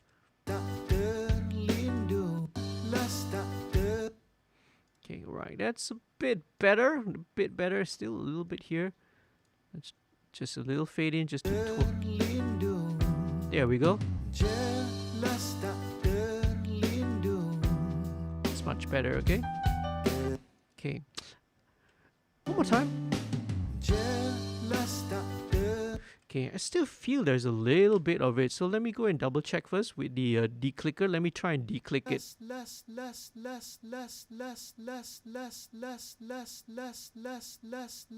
me declick it. 1.7. Okay, let's check this out. Should be the same, I think. There we go. This one less, 1.0. Okay. Check it out. Let me just listen to it. Jelas tak terlindung. Oh, so much better. Okay, so sometimes editing can't help take it out, so I have to use the declicker. All right, cool. Terik rasa walau mendung. Nice. Bala melanda, adakah hukuman ataupun hanya satu ujian? Hadapilah. Bila kau dengar guru di langit, jangan kau curahkan segala air yang ada di bekas. Okay, all right, cool. Now let me just very quickly throw in a little bit of pitch correction. Now I've already done all this manually already, but I just want to just maybe pull in, all right, just bring in a very, very, very super gentle bit of pitch correction. Okay, let's go with let's go with medium. Okay, it's medium, and the scale here is G major. Super gentle, very gentle. Okay. Jelas tak terlindung. Okay. Right. So sometimes in this it goes to the 4 minor, which is the C minor chord. So let's make sure that we disengage, make the E flat legal, right? Legal, so that it knows that it won't cut out and eliminate the E flat. Right? Terik rasa walau mendung. Let's bring the note transition a little bit slower so it feels a little bit more natural. Bala melanda, adakah hukuman ataupun hanya satu ujian? Sweet. Okay, very nice. Now, next thing we're gonna do is we want to make the vocal a little bit more fatter, a little more thicker, and right. I think I haven't done this in the last 2 episodes because it was instrumental and slightly, the previous 2 songs didn't need it. So I'm going to be doing the vocal thickening trick. And how does that happen now? If you want to find out more, like in more detail, right, you actually have a video on the YouTube channel. Once again, please do check out the rest of the videos on the channel, okay? I have a video on this particular topic, the vocal thickening trick, how it's done, right? And I demonstrate and I show it using stock plugins, okay? So it doesn't matter. In this case, what I'm going to be using is Waves Doubler. So I'm going to send this to, here we go, Waves Doubler. Okay, let me just pull it up. Okay, this is my other screen. Here we go, Doubler 2 stereo. So Doubler, as the name implies, it's a doubling plugin. You can you can pan it, you can delay, you can add some modulation, you can detune it. So what I'm gonna do is actually gonna go back to the preset, the default setting. Let's turn off the direct sound because we don't want a direct sound. We only want the direct. We only want the effect. So what I'm going to do is we're going to run through the doubler, right? I'm going to print the vocal through the doubler plugin, total of 4 times. And each time I will vary the detune value a little bit. I'm going to start off with a +3 and a -3, and then move on to a -6 +6, okay? Right. Why do you think that the number, very important thing is that the value, the detune values, you want to switch the positive and negative sides every time. So first time I do +3 left hand side and okay, -3 on the right. But when I bounce the second time, I want to switch it the other way around. I want to do -6 and then +6, then so on and so forth lah. Then +9, -9. The reason why you want to do that is because if you keep all your positive values on one side, what happens is that the left one side, right, sounds sharp, the other side sounds flat. That is going to be very weird sounding, okay? So switching and alternating between the both will even it out lah. Okay, one thing that I have to make sure is that we want to turn off all the stereo bus plugins, okay? Turn off, because we don't want to be printing it through all those effects. So here we go. So the lead vocal should be going to the doubler. Yes, it is. Let's see how it sounds, okay?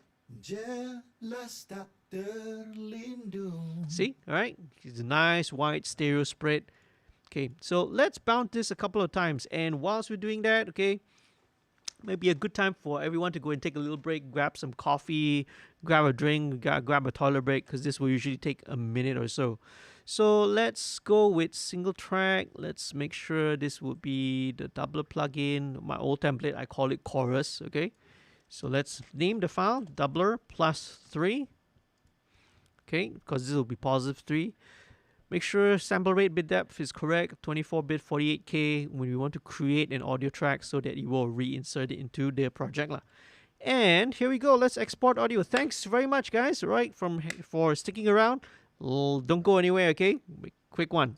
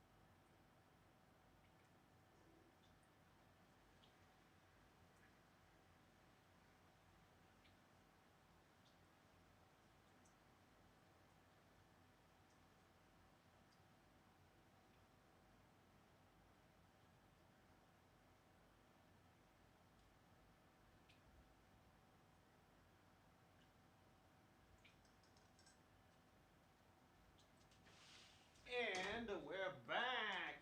Okay, that took pretty quick. That took a short while only. All right. So as I mentioned, okay. So the first one was done at +3 -3. Okay. Hope you guys are still there. Thank you so much, man, for sticking around. So we are now doing the vocal thickening trick for the vocals, obviously. Okay. So the second one, let's put it down to -6 and +6. All right. Okay. Export. So now will be -6. Export audio. Let's see. All right. So we have Zachariah, Henry. Thanks for watching and tuning in, man. Right, I was chatting with you actually earlier before we officially started, but really appreciate it. You've been really regular and loyal and tuning into the stream as well. Okay, Celestial Moon as well. Thank you so much for watching. Now, if you guys are watching this right now, okay, please, if you got any questions, feel free, right, to type inside the chat. Let me know if you are there, so that when I see that, I will, be glad to interact with you. Because it's not just only a this should not be a one-way traffic kind of a thing. I would definitely love to hear from you all as well, okay? So this is the second one that we're bouncing down. 25 seconds or so. Okay, hang on a second. Right, actually, maybe let me just wait until the first one is done first. Here we go. Let me just check and see what's going on.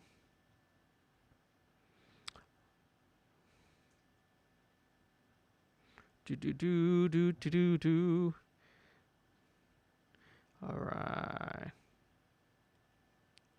Here we go. Up some chats from the band. Some stuff that we are doing. Okay. Oh, battery is about to die.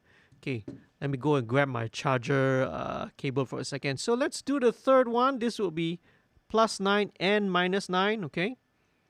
Doubler +9 -9 plus. Okay, not a underscore. Here we go. Let me just grab a charger real quick. Don't go anyway.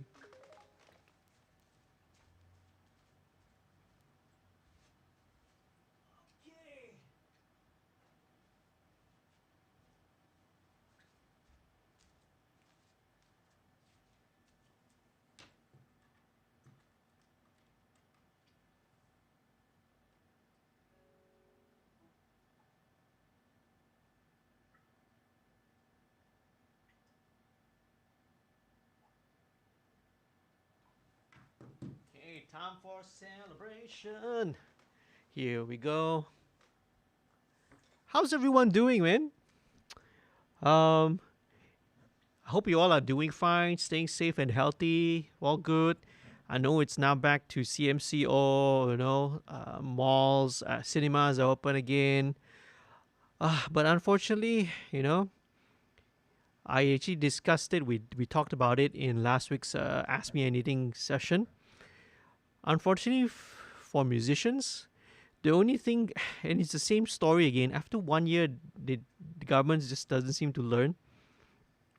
They just they think that all musicians are buskers. What about all the working and performing musicians? It's totally ignored.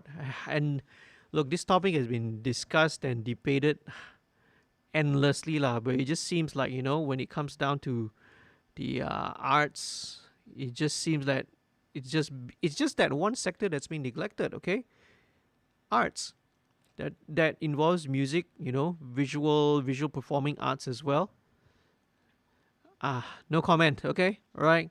We'll keep that for another day, right? We'll discuss that topic some other time. So last one would be -12 and +12. Let's export it. Here we go.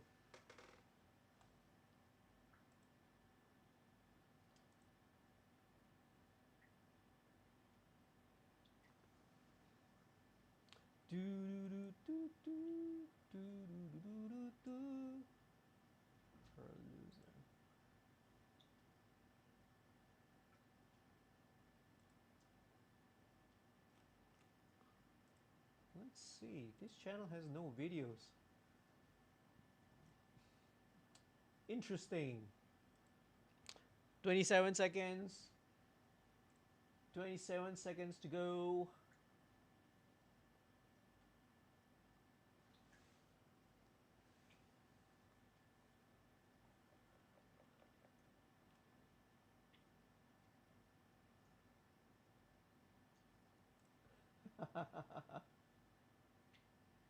Let's see. Hey. I'm smiling, having a little smile on my face right now because right as we are speaking, right as I'm streaming right now, the channel has got 1,001 subscribers. So awesome! I've hit the 1K subscriber mark. Okay. Now just need a little bit more on terms of the watch hours to hit the 4K mark, and then I can be signing up to become a YouTube monitor. So thank you very much, right, for everyone who's been such an awesome support to the channel. You guys have been awesome, okay? You can do me a favor as well to hit the you can do me a favor as well by watching all the videos to get me a little bit more watch time. So just hit 1K, right? So I'm feeling really awesome, okay? All right. Thank you so much for all support. And hey, someone has just jumped in. Ajib, Razif Muhammad. Ajib has asked the question, new haircut? And he said, well, yeah. That I have not cut my hair in a long time. So this was, 2 weeks ago, I suppose? Thanks, man. Thanks for joining in the channel, right? Razif also says, congrats. Thank you very much, man. Thanks a lot. How you doing? Hope you're doing fine as well. Okay, so we are mixing Zubira's brand new upcoming single up from his upcoming EP as well. So we're going on with the vocals right now. So let's go back and first of all, let's route all the doubler tracks to the lead vocal group. Let's route the vocal back to the lead vocal group, and let's not forget to turn back on the master stereo bus plugins. Okay, now I want to kind of go back again. Just remember, set and don't forget, right? Let's go back to the drums and let's listen and see how it would sound now if I were to take away the track delay on the overheads. I wonder, okay?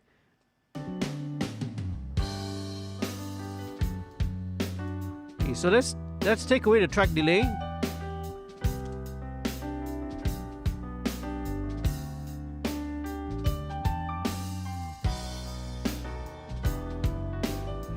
Very subtle.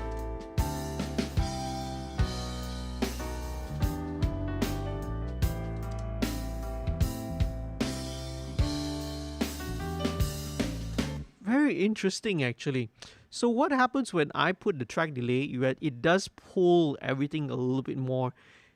It pulls everything a little bit more towards the center, but it also makes the snare a little bit more solid in the middle, which is good. But if I take away the track delay, it becomes a little bit wider and it seems to push the snare a little bit further back, which is not bad sounding, in this case, right? If we don't want the snare to be like too much in your face, kind of going back to that doesn't matter. It doesn't make such a big deal as well. But let's just stick again, all right? Again, with the vocal in and all that, we will see how it goes once the guitars, all that come in. So let's just bring the track delay back again to 0.88 milliseconds as what we've started off with. And let's go on with the lead vocal, right? So let's listen. So all these double tracks, we're going to blend it in just so that the vocal will just be slightly thicker, right? You get a little bit more, slightly more width, a little bit more high end as well, top end width to it. So let's check it out.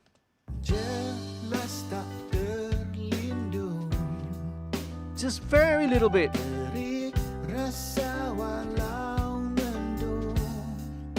Just a tiny touch, okay? Because if I put it too much, it sounds, it sounds very obvious that there's a chorus effect on it already. So just a tiny touch. This is like almost, how many dB? It's like almost 12 dB, a lot softer than the main vocal. Let's just EQ it a little bit. I want to take out some of the bottom end. All right.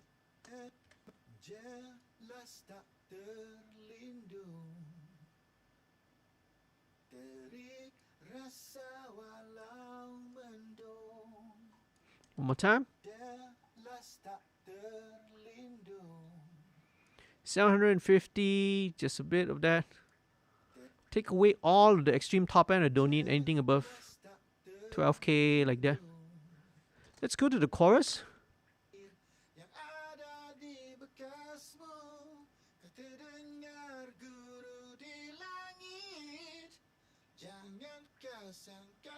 At about 3.5, it's a bit annoying there.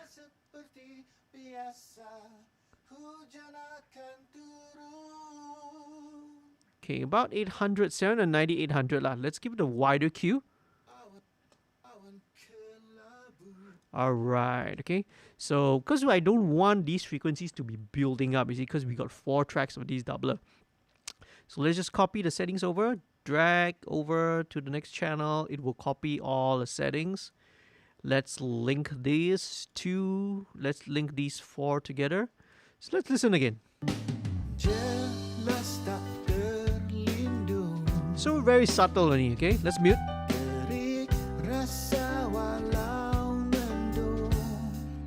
Okay, very cool.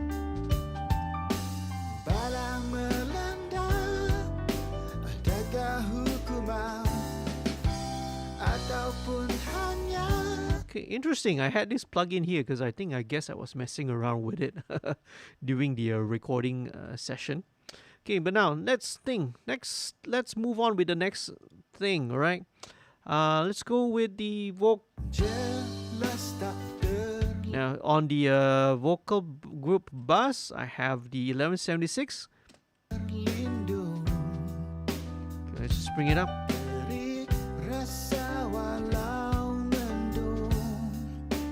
Nice.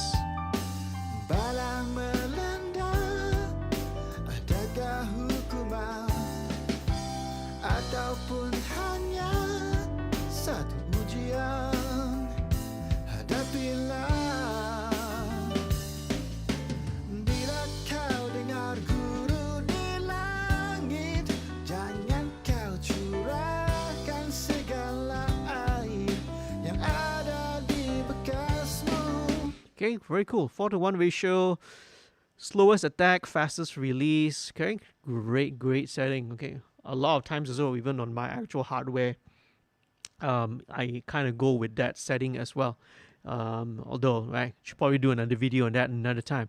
So that would be the compressor. Now I would want to play around with the EQ a little bit. Okay. So this EQ is a Pultec. Now this is actually before the 1176. So I like to set my compressors first, and then I will play around with the EQ and push that EQ signal into the compressor, because it will kind of change the way the compressor will react as well. So right, we'll see how it changes lah. Right. So usually it will start to compress the high end a little bit. Right, a little bit. It's a very totally different way. Okay, here we go.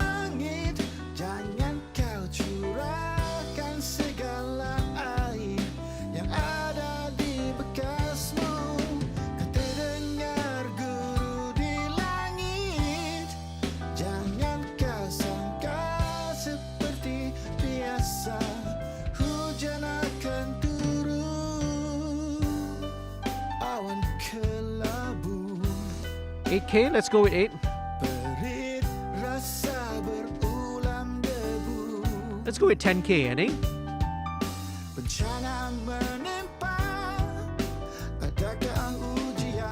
Okay, 12 starts to get a little bit too going into the pop-ish kind of a territory.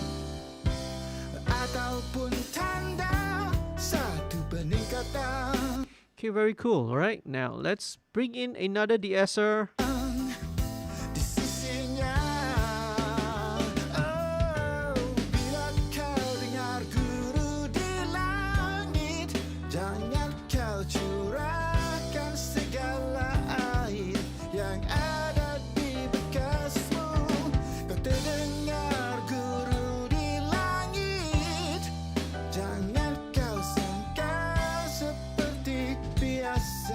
Very nice. Okay, very nice. Okay, now last piece of the puzzle, vocal rider. So just like bass rider, but this is tuned more towards for vocals.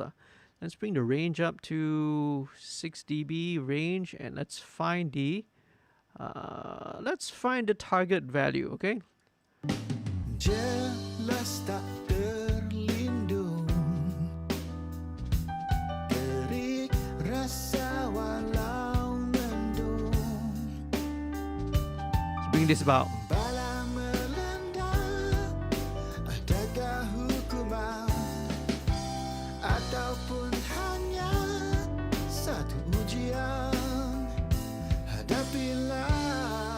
Let's bring the doubler down a little bit more, okay? Still sounding a little bit chorusy.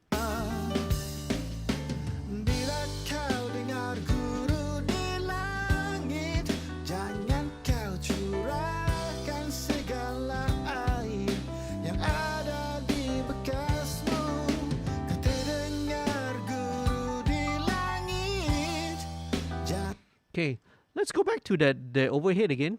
Let's just turn it back. Let's turn off the track delay lah, right? Because it seems to push the drum, especially the snare, a little bit further back, and sometimes I think it actually works. Actually, makes the kit slightly wider as well. So let's check it out again.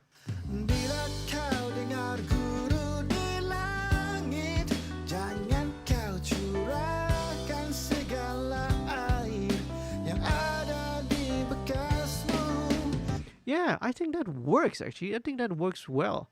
So very cool.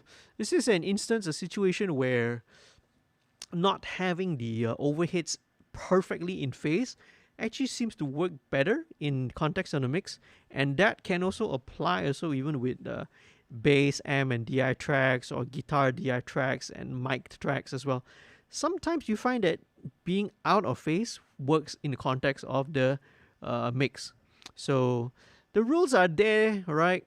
We learned about the rules about making sure we are in phase and all that, but we learn the rules, but we know how and where to bend them. Okay, it's very cool. Okay, so now with the vocal, let's add in a little bit of effects.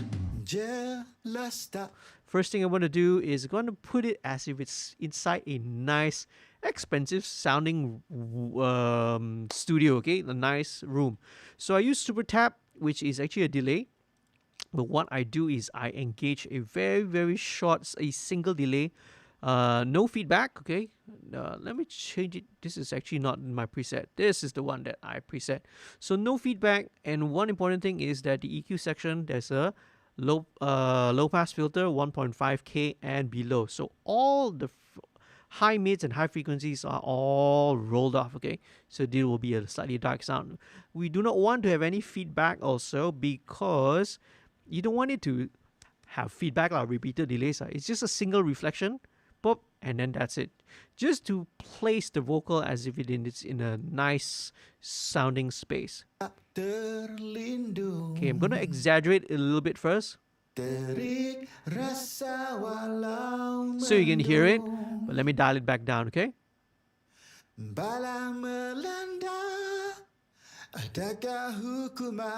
It's just a tiny touch. Ataupun hanya satu ujian, hadapilah. Right? Just a little bit, just to give you the impression that it's sitting inside a nice, right, expensive sounding room, okay? So let me just double check and see, because like I mentioned, this was from a earlier project. Okay, great. Let's make sure that my pre-gain was not up, because with the old plugins, right, I had to mess around with some of the gains on the effects.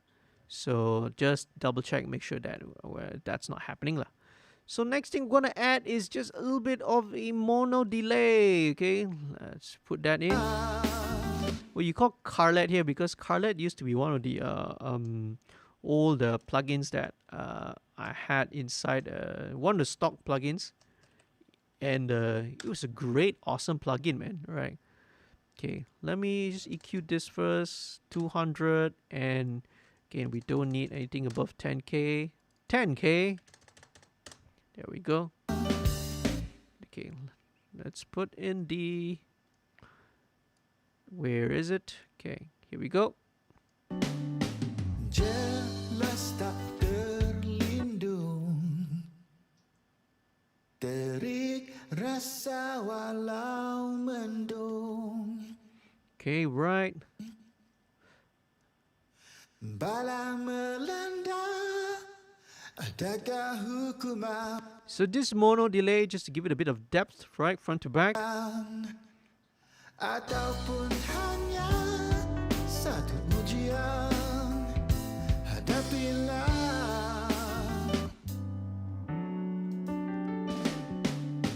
Jelas tak terlindung. Okay, very cool. So last thing that I want to add would be the little bit of EMT reverb. This would be a plate reverb. Okay, let's turn it on first. Activate reverb. With vocals, with the male vocals, I will go with this setting, which is tenor rock vox. Okay, but I'm gonna push the pre-delay a little bit longer. Okay,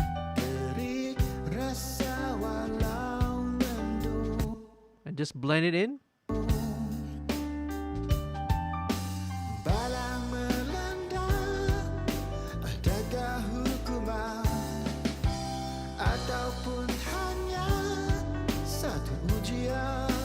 Okay, let's EQ this one more time. This one can go down to about 8K and about 200 hertz again, right? Just EQ the reverb a little bit.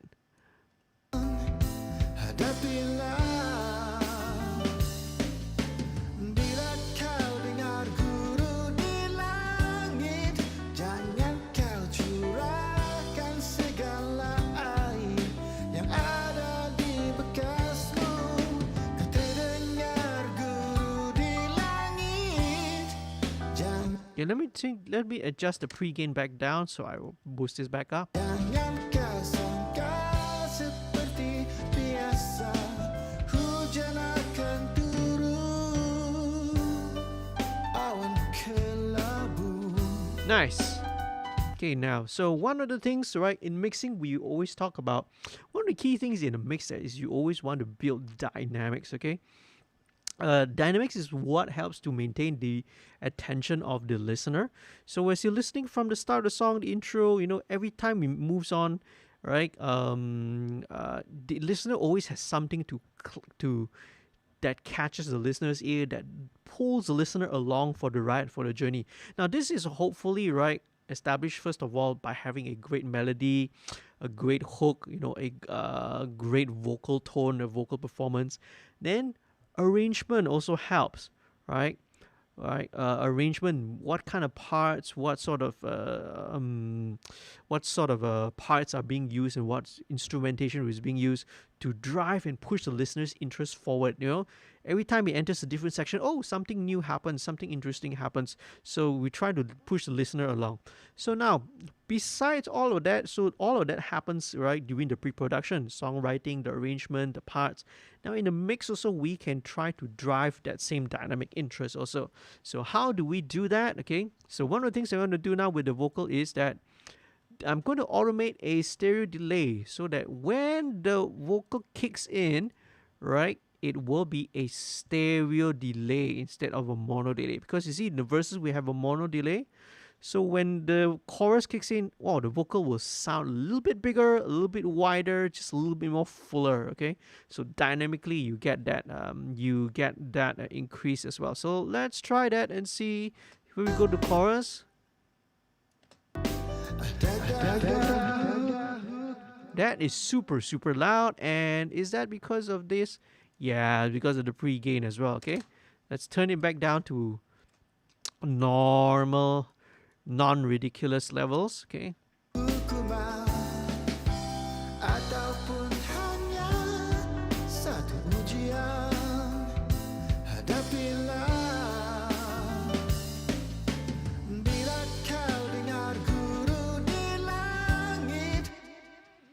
There we go. Okay, we can hear that, right? So let me adjust this. Let's put a bit of a ducking. Ducking here is that so that when the actual signal, in this case the lead vocal, is present, right, the delay is being ducked down by a certain amount so it doesn't muddy up and muddy up the sound, you see. So only when the audio, the sound source has ended, has stopped, has faded away, then the delay will come back up again. So this helps to clean it up. So let me bring this down, the feedback a little bit.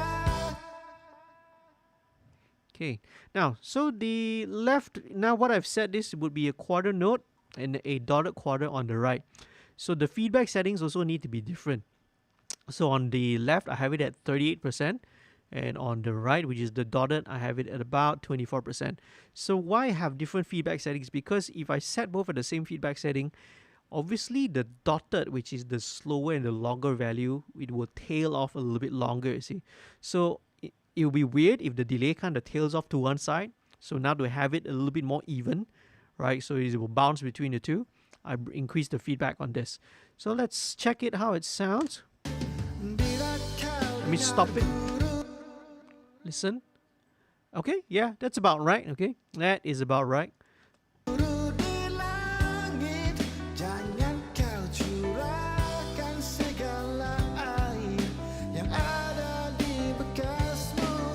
Okay, so this is gonna be very subtle, okay? We don't want the vocal to be swimming in reverb, okay? And delays that will be a little bit weird. So this will kick in the chorus. So let's automate.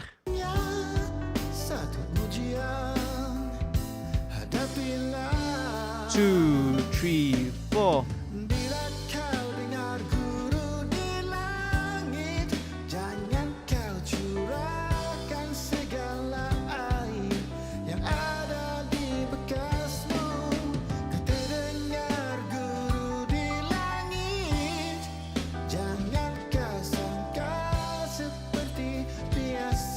Okay.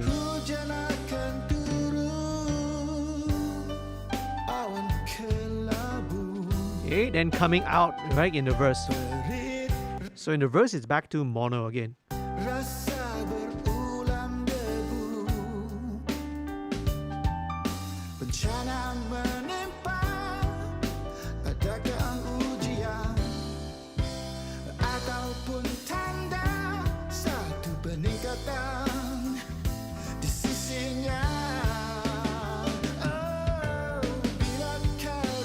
Yeah, I have this coming a little bit earlier on the O, the ad lib.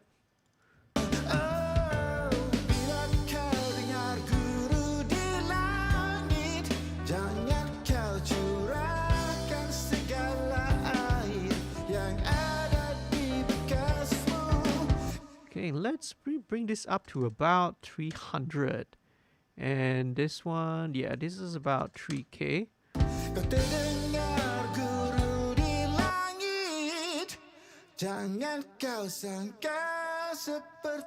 Something hujan akan turun.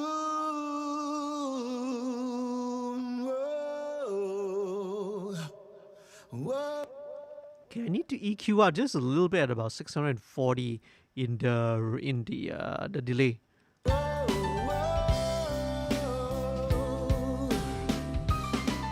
Okay, then last chorus.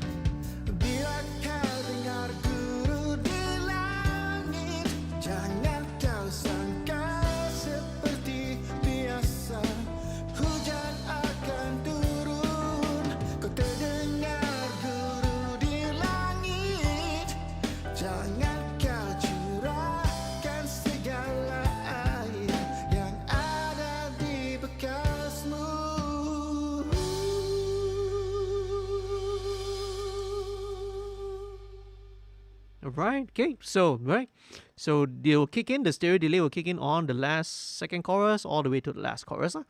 Very cool. Okay, now whatever you're seeing right now, this is all the broad strokes for the moment. Okay, now at the later stage as well, with the vocal and all the automation, I'll be doing a lot more automation moves and all the vocal and all that.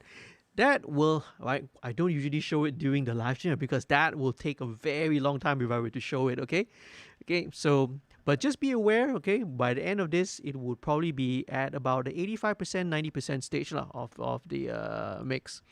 Okay, let's go on now. Let's introduce the rest of the instruments. Okay, let's start with the pad. Let's check it out first, see how it sounds. Okay, a nice lush kind of a string pad. So let's take out maybe the super bottom end, right, like 40 subsonic, all that.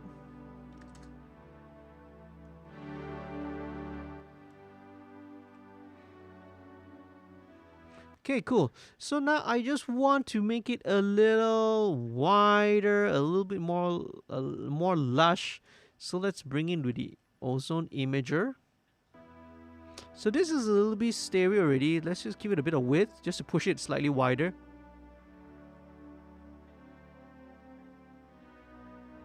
And I feel like I need a little bit of reverb. So let's just chuck in the plate.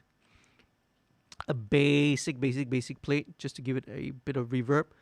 Low cut, let's take away all the bottom from here. All right, let's just bring it in and see.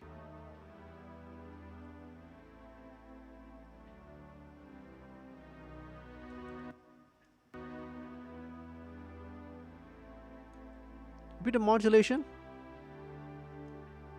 Sounds a bit richer that way, I think. I think so. Probably. Okay, let's check it out, okay? Let's put in the pad.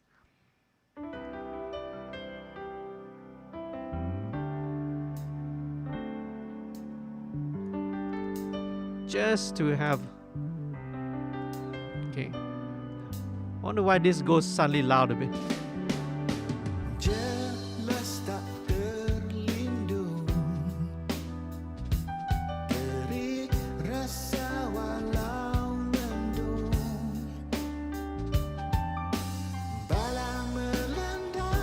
Bring the piano down 1 dB.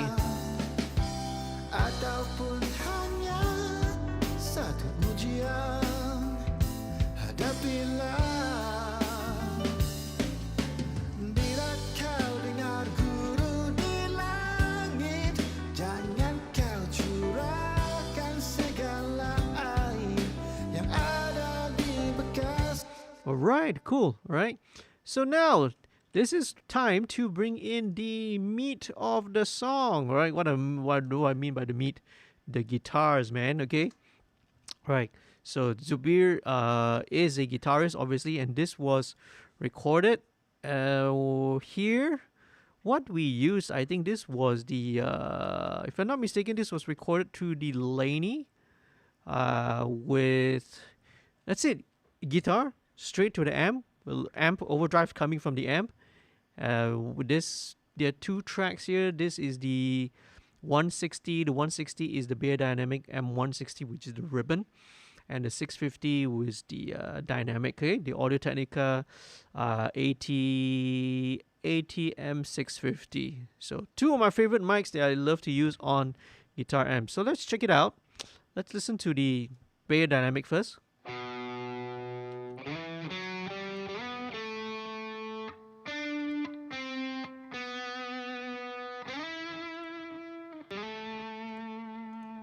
Okay, just cross fade it here. This is we recorded it with the delay, so all of that is just purely the guitar only, man. There's no effects of any sort. So let me just send it to a group, all right? So it's easier to control all of it. So let's send it to a guitar group and see. Okay, here we go.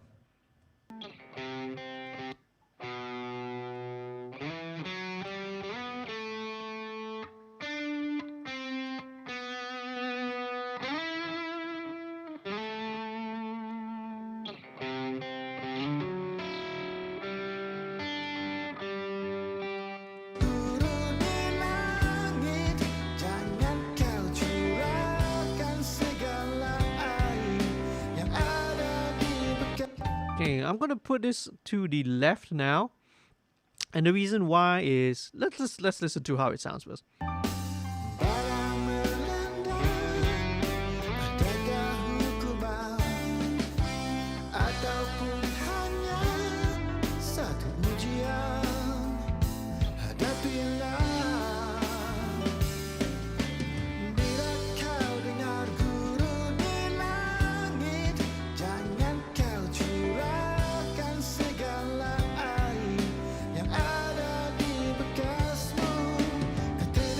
Lovely, man. It's lovely, lovely. Let's go to the guitar bus.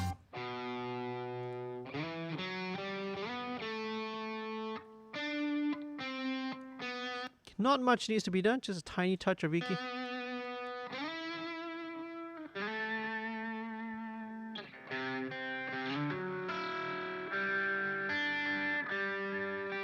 $1.7K, a little bit of ring there.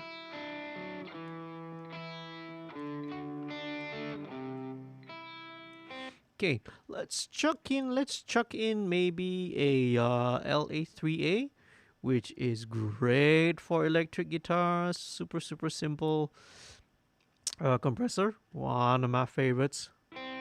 And this is not gonna do much, right? We're just looking at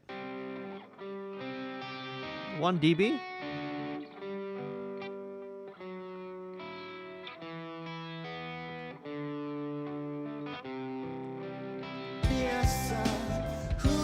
There you go.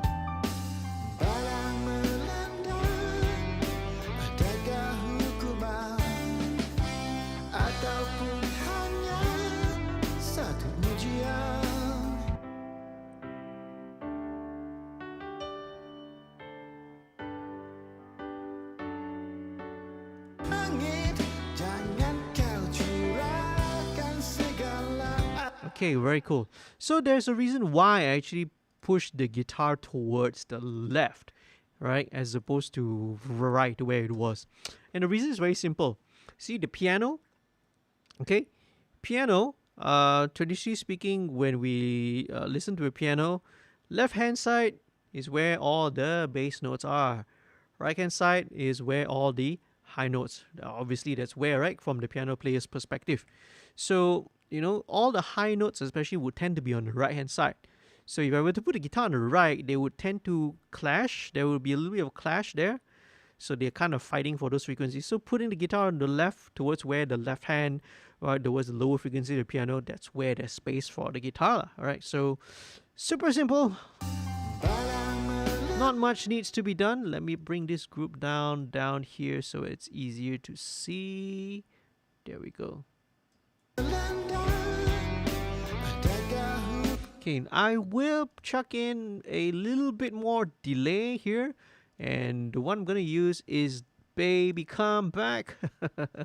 This is a very cool delay that's from Baby Audio. This was a free edition that they gave out in conjunction with computer music. So let's check it out. All right. So very simple. Let's go with the analog. So a little bit warmer sounding.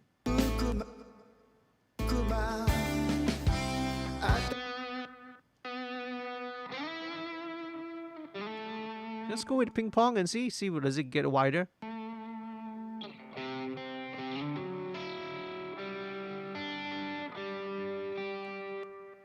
Interesting. Let's go with the wide one.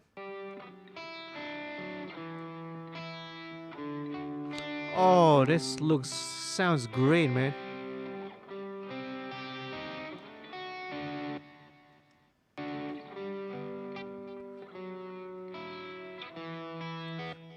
What an amount. It gives a lot of space, but let's listen in context and see.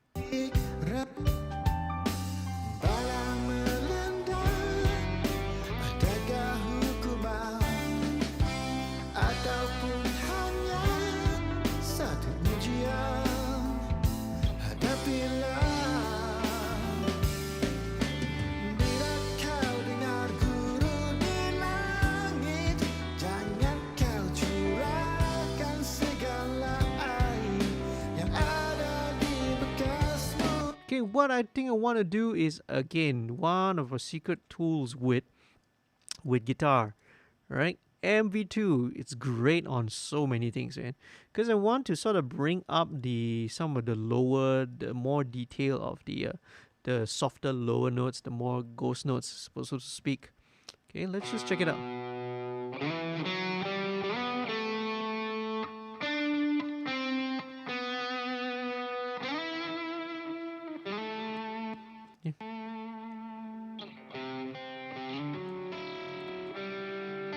Yeah, especially during the plucking parts, so it helps to bring out all the lower level detail.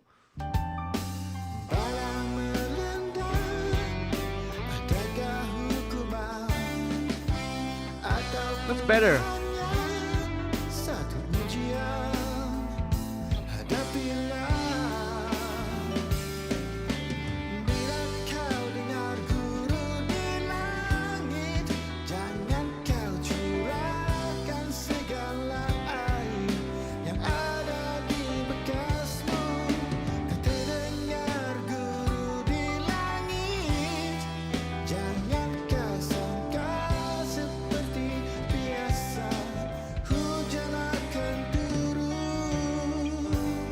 Okay, right, cool. So I recorded with a DI as well, but I don't think that we actually need a DI track at all, man. It sounds good on its own already.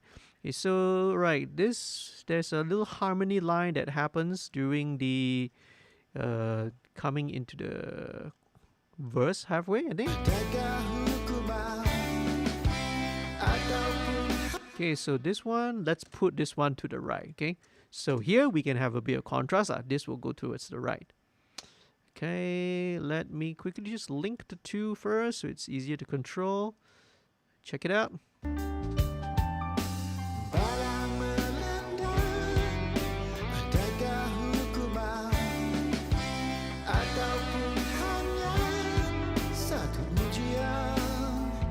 It can go even wider actually, all the way 75.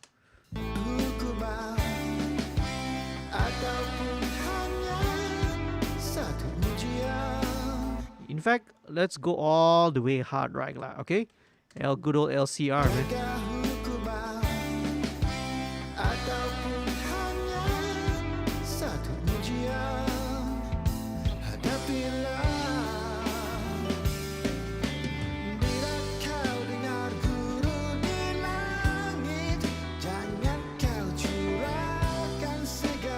Alright, okay. So we need to fine tune a little bit of automation on the vocal as well. I think when it gets to the chorus, vocal needs to bump up by about a dB. So let's do that.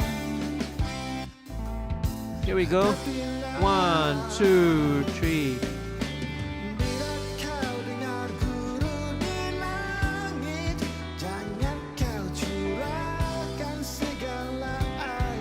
Probably only half dB, you think? Yang ada di bekasmu, kau terdengar guru di langit. Jangan kau sangka seperti biasa, hujan akan turun, awan kelabu. Okay, back to the verse, back down to the original level. Let's do the same thing. Di sisinya, oh, bila kau di sisinya, oh, bila kau dengar guru di langit, jangan kau curahkan segala air yang ada di Okay, same thing. When he kicks into the chorus, it would be half dB louder. bekat. Kau dengar guru di langit, akan segala And coming to the ending. yang ada di bekasmu.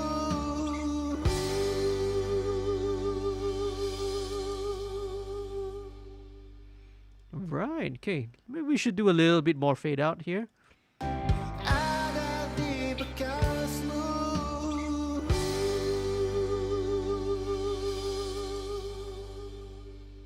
Yeah, sounds a little bit smoother that way. Very cool. Okay, so these are all the rough, just the broad strokes, so to speak. Okay, right. The piano is nice. Ajib said, "Oh yeah, the musicians that played on this, piano is actually Bel Fattah. The piano and the strings were done by Bel Fattah. Bass is my bassist AJ." And the drummer, sadly, right, was Man Kanan of Flop Poppy, who passed away lah. So this is an awesome bunch of musicians who played on this record, man. Man Kanan, AJ, right, and also Bel Fattah, and obviously Zubira himself on the guitars lah. Okay, now let's bring in the BVs first, right, very quickly. Okay, let's go on with that. I know there's still the solos and also the strings, but let's leave the strings for later. Let's bring the BVs in. So for BVs, super simple. Let's go with my usual vocal processing. Let's go with the BV first, right? Berulam debu, berit rasa berulam debu, berit rasa berulam debu, berit rasa berulam debu. And about 860, the one honk. Berit rasa berulam Okay, here we go. Let's bring this back in. debu, berit rasa berulam debu, berit rasa berulam debu, berit rasa berulam debu. Bencana menimpa, adakah ujian ataupun tanda satu peningkatan di sisinya. Oh, bila kau dengar guru di langit. Okay, right. Let's check out the BVs. Let's do, first of all, same thing. Guruh di Langit. Let's check that part. Berit rasa guru di langit, guru di langit, guru di langit, Can we take out all the bottom end? guru di langit, guru di langit, guru di langit, guru di langit, guru Some of the honkiness at about 600.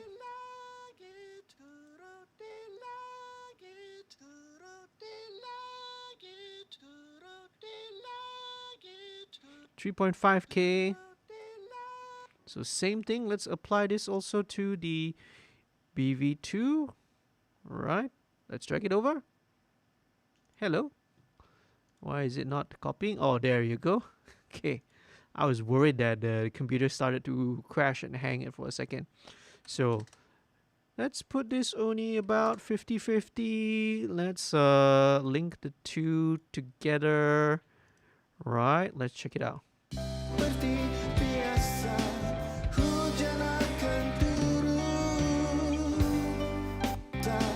Hujan akan turun. Okay, let's put the delay. Hujan akan turun. About 3 dB at 1 dB at 3K. Perit rasa berat, hujan akan turun. Maybe wider all the way.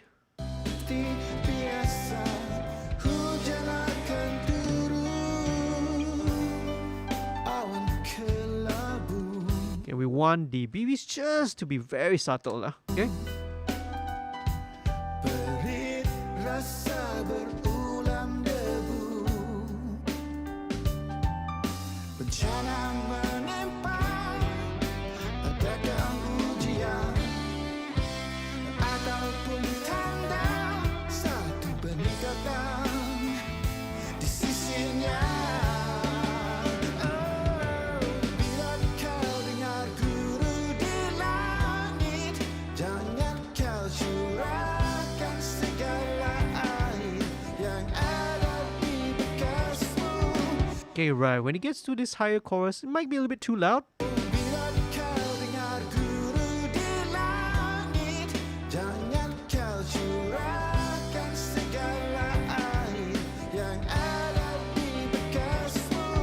Okay, so maybe what we'll need to help would be another instance of, let's say, vocal rider. Okay, but again, very, very gentle, just to kind of just tuck the vocal down and just bring it at a controllable level. Guruh di langit, guruh di langit, curahkan segala air yang ada di bekasmu. Guruh di langit, curahkan segala air yang ada di bekasmu.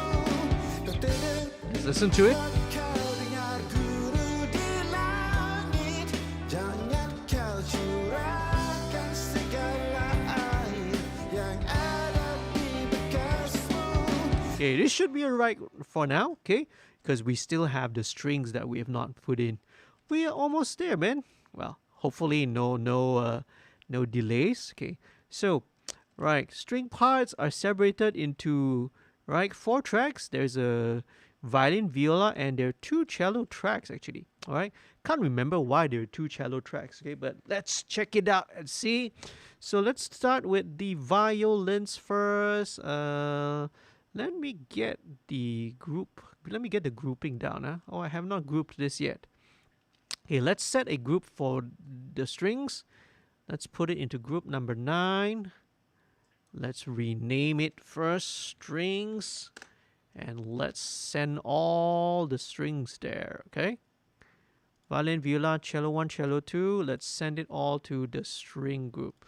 So for strings, I have a setting which I use, which is it's basically the same, except what I add is an instance of, all right, C4 stereo. Wave C4 here. This, what I'm doing here is using upward compression, a plus 5 dB setting. So upward compression, or another word of it, is called expansion lah. Okay, this will help to bring all the low level details further up. So it's different from compression, right? So let's check it out. Check the violin part first. Okay, first of all, let's EQ. Take out all the bottom. Some of the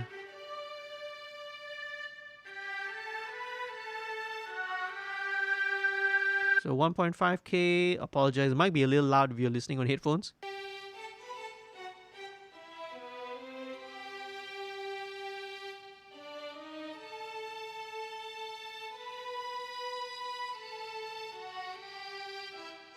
About 4.6, 4.7. There we go, right? So this one has already got some reverb on it, so I don't mind. Okay, that's fine with strings and all that. Right? Sometimes it helps as well. But let's chuck this in. Okay, this is on the group. Let's listen. Let's bring in the violins first. Ataupun hanya satu ujian, hadapilah.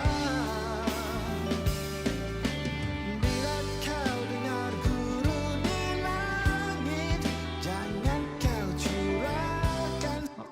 Interesting. I've just discovered something. I think there was a reason why I had the guitar on the right in the first place, lah. And the reason behind that is because of the strings, the violin parts and the violin lines actually. So I think, right? I think what I'm gonna do is let me pull the guitar back slightly towards the middle, I suppose. Let's try this first. So that will help the violin part poke out a little bit, right? Because otherwise the first violin is happening on the left. Guitar is also on the left, so both of them towards high frequency, you see. So, Kan segala air yang ada di bekasmu, kata dengar guru di langit, jangan kau. yeah, interesting. I think let's bring. That means I think the guitar will work better on the right. Okay, so set and don't forget. Right. So every time we bring in something in, it affects everything else. Ataupun Okay, that means the harmony lead will go to the left instead. hanya kubar, ataupun hanya satu ujian, hadapilah. Bila kau dengar guru di langit, jangan kau curahkan segala.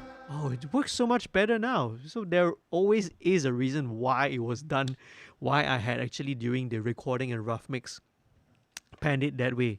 Must have forgotten about it, lah, right? Okay, let's move on. Let's bring in the viola. Viola section would be same thing. Mixed strings. Okay, let's check it out. So this is more like a solo viola, right? Cool.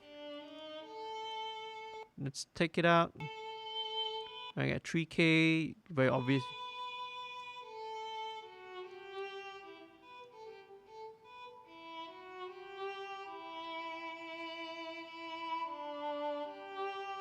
About 950, 960, just dip down a little, slight little dip.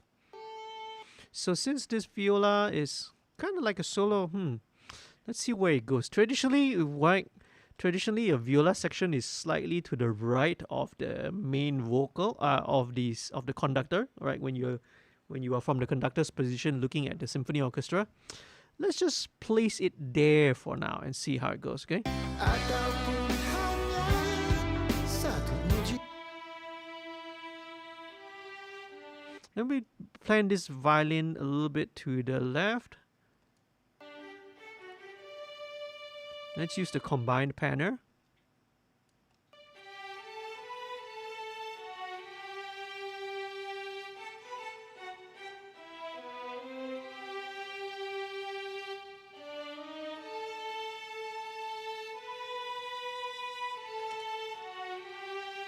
Nice.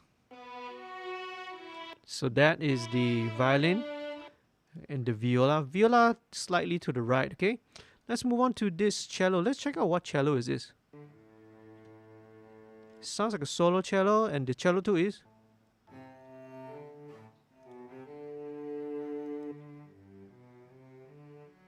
Oh, they're both kind of solo, but one is just slightly different articulation, okay? So let's bring in this first cello first. Alright.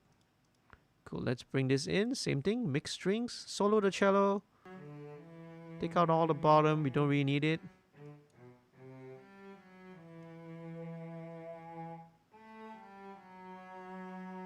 $890, a bit of honkiness there. And another bit of the we don't want to hear the rosin 2.2K. Okay, cello. This time the cello, right? Cello's traditionally right-hand side of the orchestra. Let's pan it this way.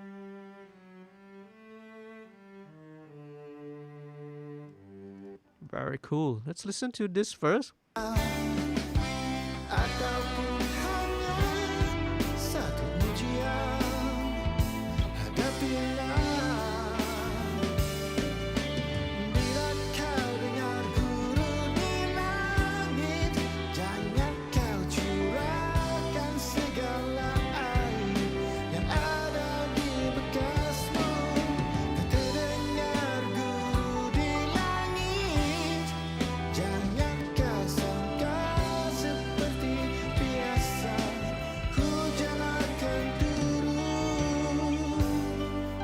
Okay, right. Just tweaking the spread a little bit, okay? So the violins will still be slightly to the left, but it will spill a little bit towards the right-hand side. Otherwise, it's a little bit too heavy to one side.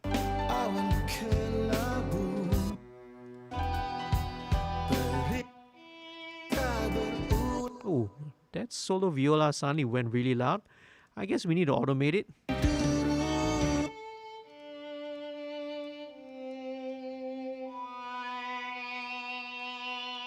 Yeah, that's really loud there at about that 3K. Okay, there needs a bit of automation.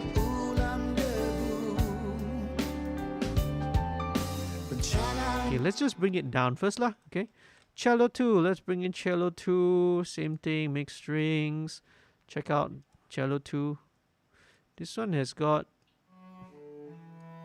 slightly drier and a bit more articulation to it.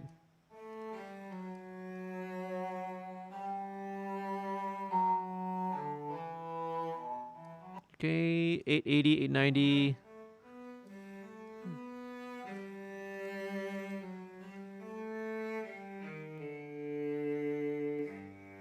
Similar, so at about 2.2K. Okay, this one I will probably really want to put it to the side.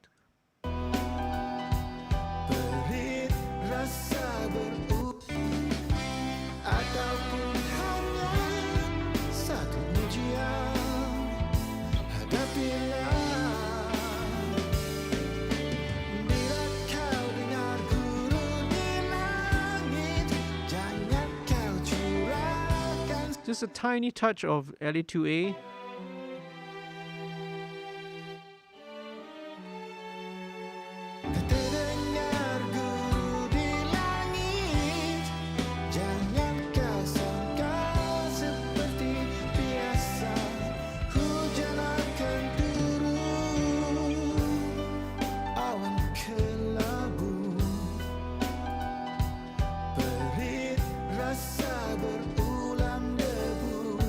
Bring up that BV a little bit more.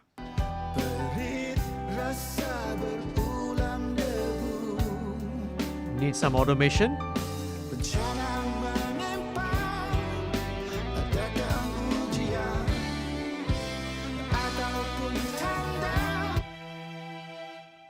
Alright, gonna need a lot of automation on the strings, man.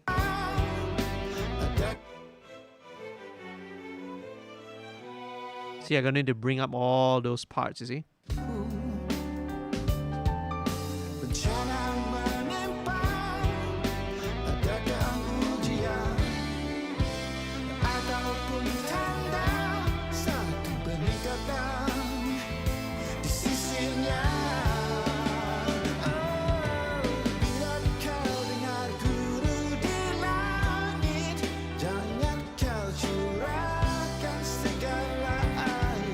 Okay, the BVs could just go down a tiny touch more.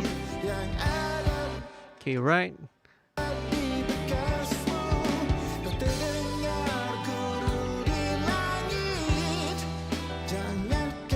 And then we are gonna go into the solo real soon, so let's check it out.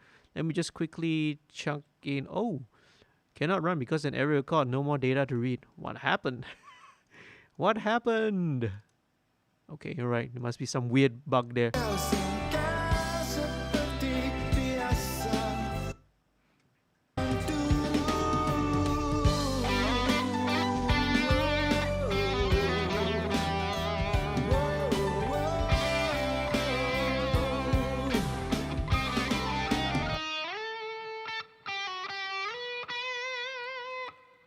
Awesome.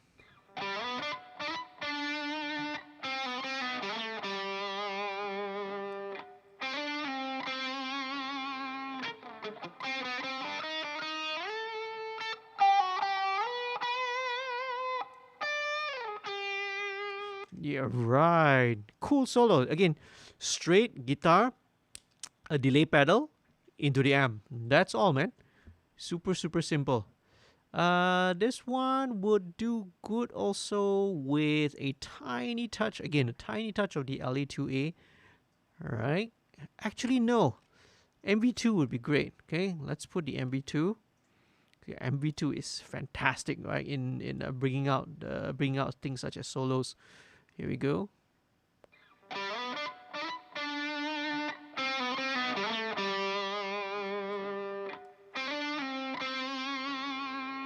Okay, now one thing on solos which I like to do would be this one. This is Multiply by Acon Digital.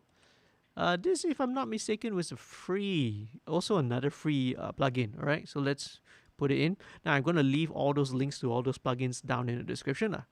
So this one with, it's like a chorus, it's like a doubler effect as well, right? But it's got this nice little setting for guitars.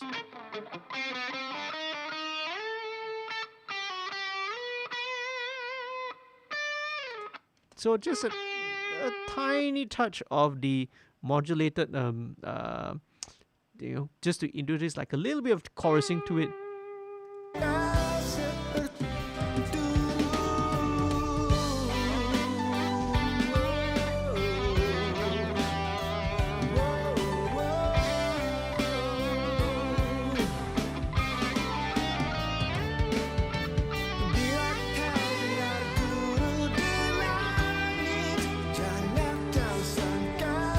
Okay, next with the harmony as well. Right, let's blend in the harmony. Actually, let me go with the drums one, which was 15 IPS, meaning inch per second, on the virtual tape machine, so that it will be a little bit darker sounding. Let's go with the harmony track. Let's check it out. Okay, right. Take out all the bottom, man. Alright, take out all the top. 2.3K. Just okay, great. That's all we need. Let's check it out.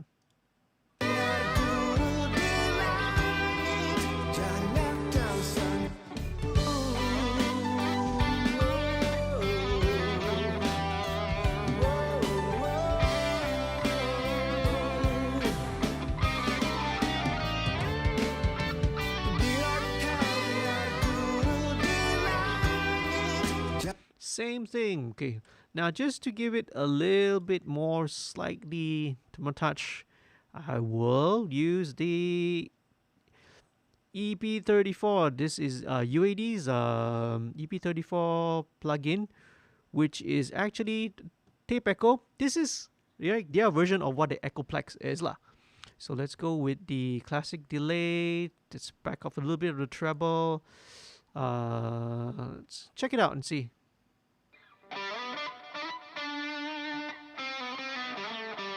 Okay, let's put the pan a little bit to the middle.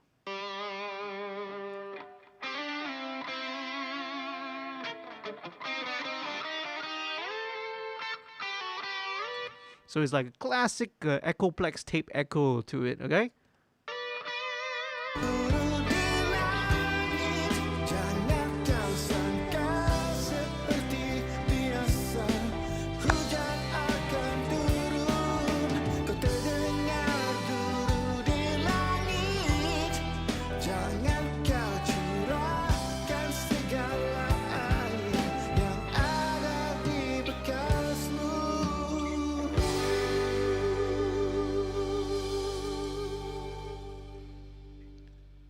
Awesome. Right. Okay, cool. Right. So let me now go and switch over to my smaller pair of speakers, and I'm going to show you a couple more things. And we are pretty much there, right? So now, as I mentioned earlier, what I do all here, these are all very, very broad strokes first. Okay, especially when it gets to the point where I need to automate the vocals, make sure that every syllable and every word is heard clearly. Same goes with the BVs as well. Need to do a little bit of automation. And when it comes to the strings, wow, there's quite a bit of automation there as well, to have it come in and out wherever the lines that needs to be featured out in front. Right, I need to automate it louder and then bring it back.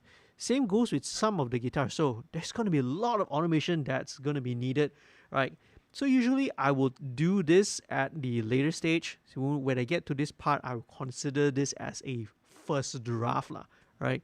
It's about 85%, 85%, maybe sometimes even as high as 90% there.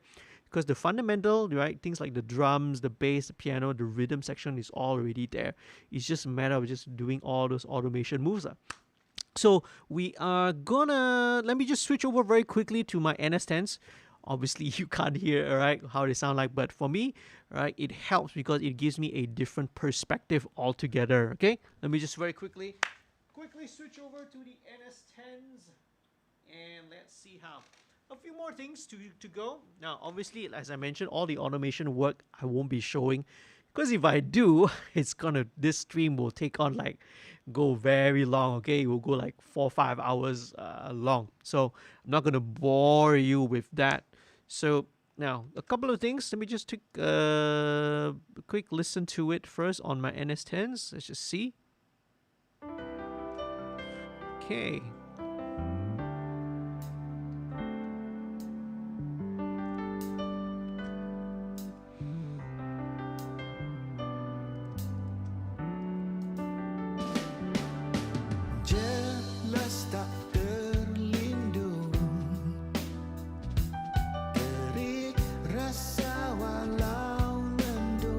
Nice.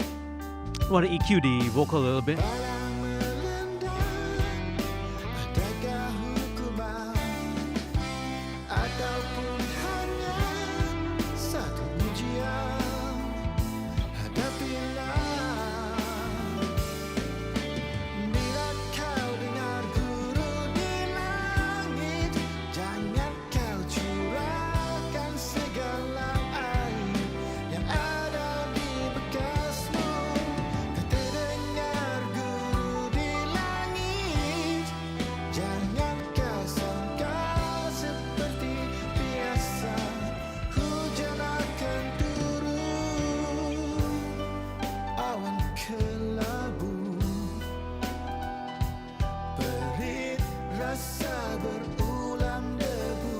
Oh, it's so much, gives me a much more better perspective when I'm listening to the NS10s, man.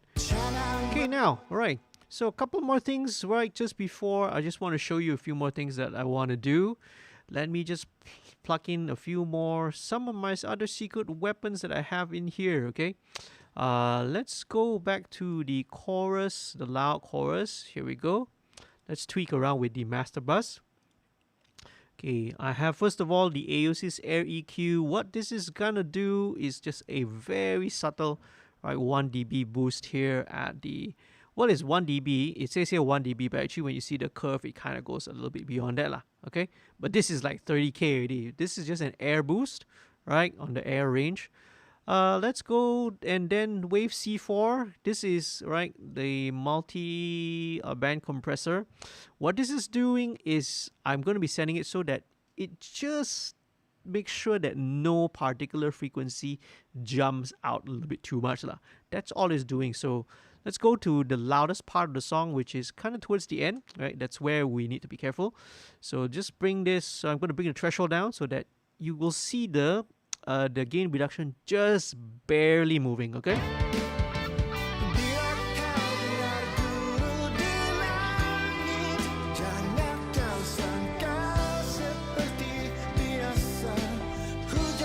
So just barely moving.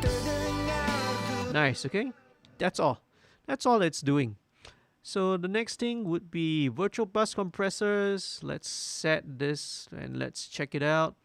All of these I really sort of arranged them in series. So the first one, this is an FG Gray, which is an SSL. FG Red is the Focusrite compressor. FG Mu would be a Fairchild. So now I've got all these three running in series, but all of them are just going to compress a tiny touch, not more than 1 dB each, okay?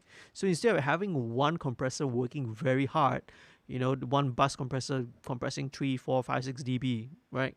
I have all of these work a little bit lighter, a little bit gentler, okay? So I find that this works a little bit better with plugins as compared to actual hardware. Okay, let's check it out.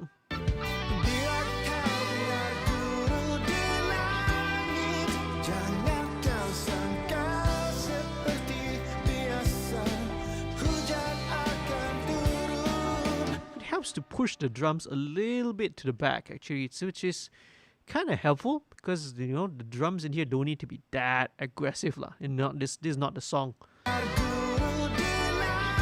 Not a song where the drums need to be aggressive.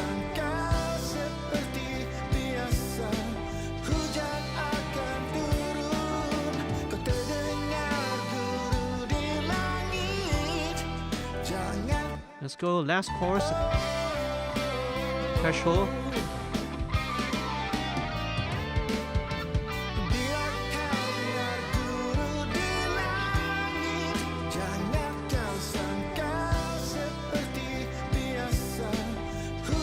Alright, just a tiny touch, okay?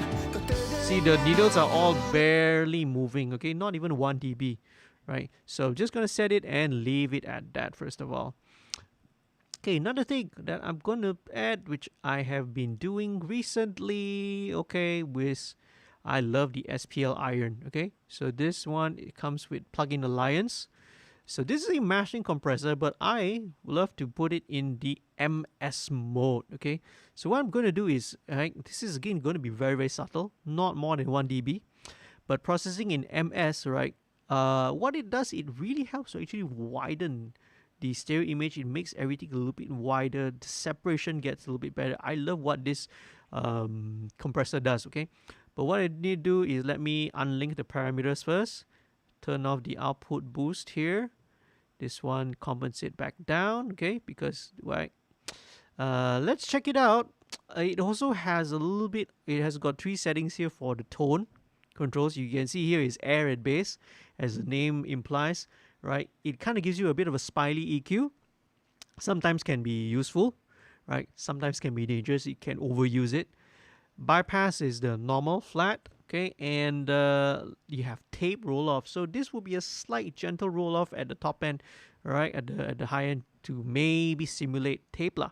But I don't think I need this. Let's take a listen first and see. So this is flat bypass.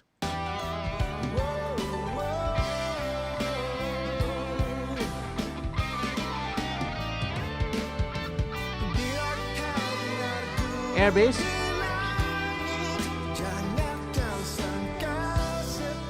I like what it's doing actually. Tape roll off.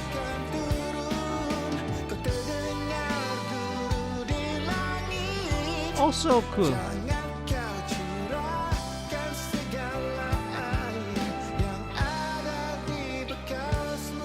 Let's go with tape roll off, right? It feels like it makes it just a tad especially with the strings and all that, makes it a little tad gentler. Okay, last but not least, okay, here we go. This is an API 560 that's just going to be inserted in the signal path. It's not doing anything, okay, right? It's not doing anything, but this was something that I learned from another mastering engineer as well. It kind of makes the imaging a little bit more solid, right, for some reason or another. Okay, so I've been emulating that workflow. Now, last but not least, I spoke earlier about dynamics, right? Okay, so another way, right, to sort of, and a very common trick to play around with dynamics is to automate the master section. So, you know, it's a psychoacoustic phenomenon. When the human ear hears something louder, it perceives it to be better. But although it, you know, so it can be used to trick, yeah, and fool the human brain lah. Hence loudness wars, okay. But you can also apply it in here in mixing as a way to subtly trick the brain to thinking that something sounds more exciting, sounds better. But what we want to do is we want to automate the master fader so that every time we get into the chorus, we bump it up, we ride the volume up by about 1 dB. Okay, 1 dB I think is subtle enough so that the listener feels like, hey, everything seems to be growing a little bit bigger, but it doesn't sound obvious that someone just turned up the volume. So basically that's what we want to go for. So let's check it out. Do we need to bring it up here in this first chorus? I feel we don't, because dynamic wise we already have a build up. Or maybe we do. Okay, let's do it. So here what we're going to do, okay? So take a look at the input-output channel. I'm going to be writing the automation, okay? And let's see, okay? So let's go. Okay, ready? 1, 2, 3, 4. Okay, and this is what we got here. Here we go. So this one, we're going to just ramp up to 1 dB on the master fader. So it's a very subtle thing.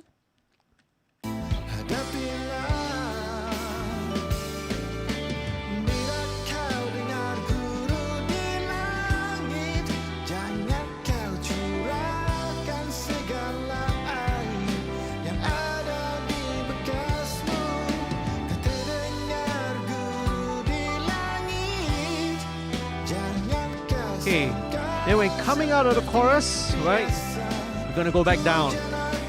3, 4.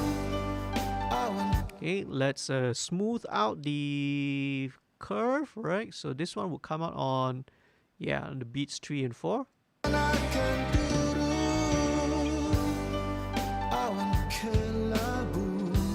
There we go, right? Super simple.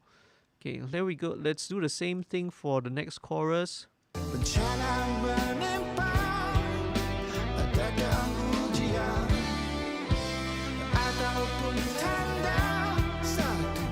Okay, ready? So we're gonna go.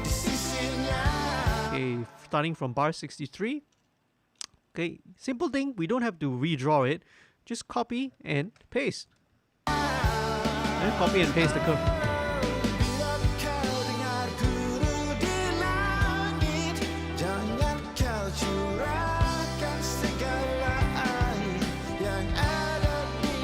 Okay, production-wise, I feel like to lift the chorus a little bit more, right? I may add some tambourine or percussion loops later, either a shaker or a tambourine. Very subtly, just add it underneath again, right? Previously, I think the last episode, I did the same thing as well with the Dirt Star song. You know, I added a slight tambourine in there just to give it that extra 16th note motion. So I might do that later on, okay?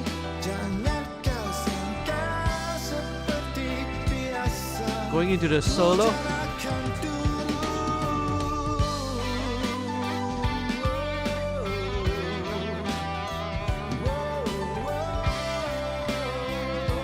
And then, okay, back up again, alright? Right. Dip down in the solo, and then once again, finally for the last chorus. Okay, we can of course delete this because all the way to the end is going to be at the same level.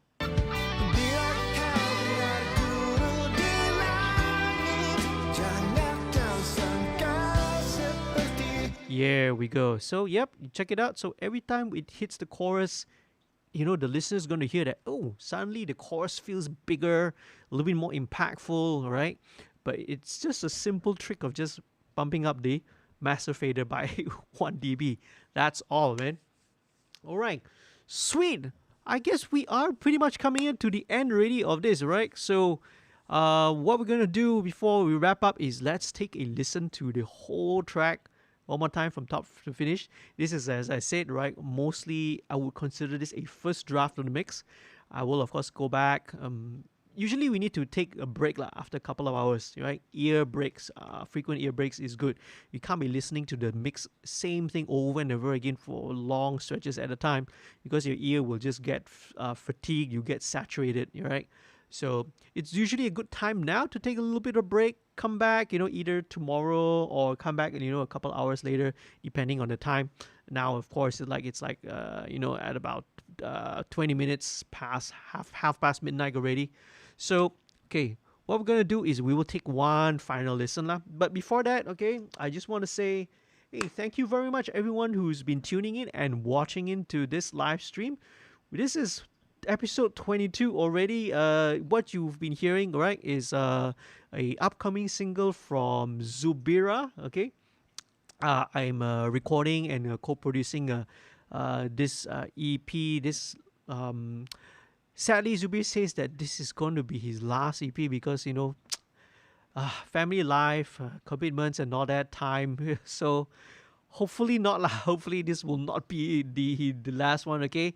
But fans of y'all, I know some of y'all. He's a very very well respected and well known musician amongst the musician scene out there. All right.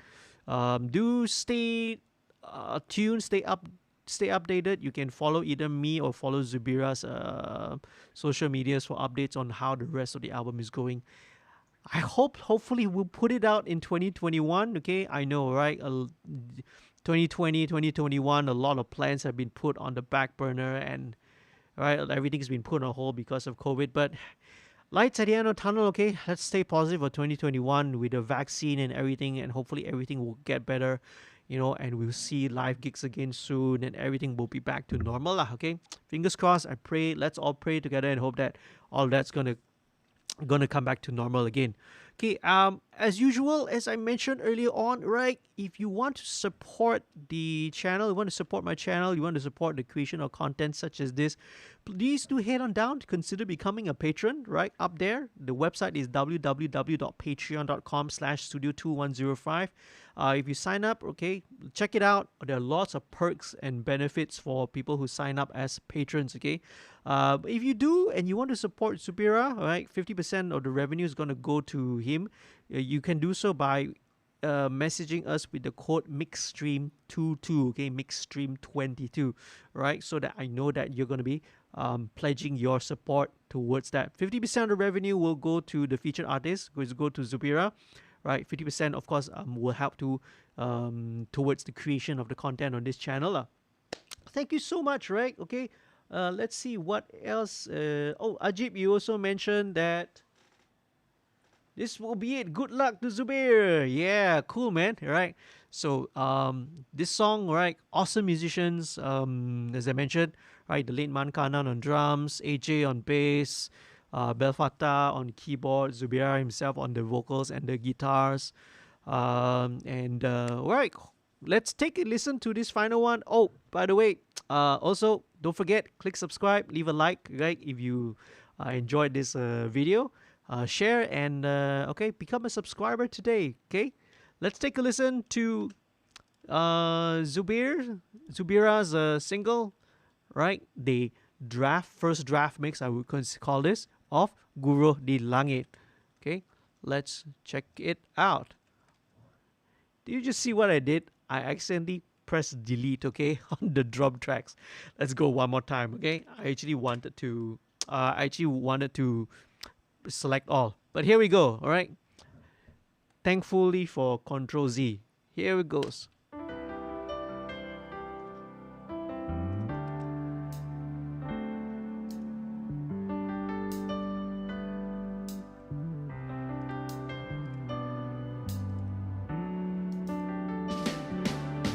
Jelas tak terlindung,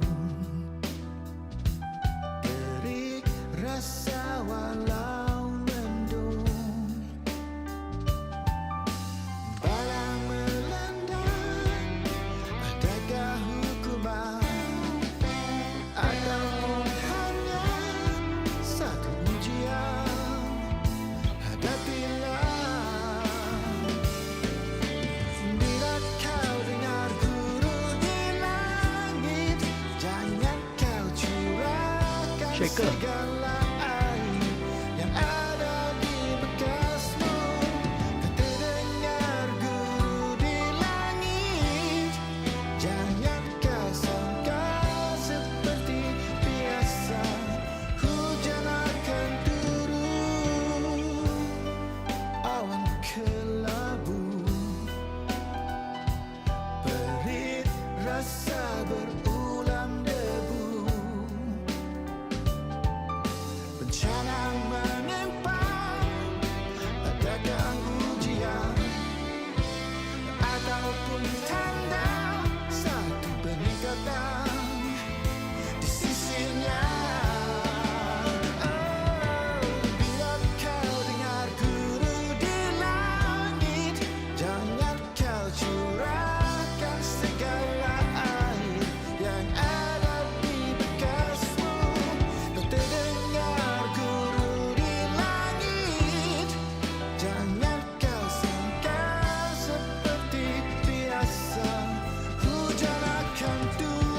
solo.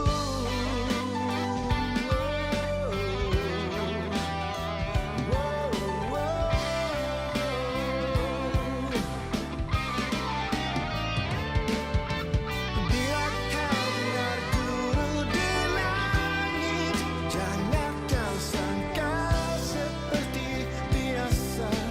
Hujan akan turun, kau terdengar guru di langit.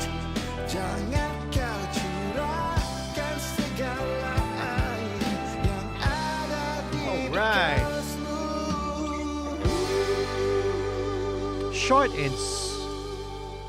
Short and sweet song, which is like under 3 minutes, okay? Right, folks, thank you very much for watching. That was Guruh di Langit by Zubira. That's his upcoming brand new single. Stay tuned, okay? When the song is out, okay? We'll definitely let you know, okay? Right, so take care as usual. Thank you so much for watching. Right, as I mentioned earlier, if you do leave a like, please do share this. And if you haven't become a subscriber, right, remember to subscribe to this channel as well. Sign up to become a patron, www.patreon.com, all right, /Studio2105. Stay safe, guys. Stay healthy, okay? And see you in the next one real soon.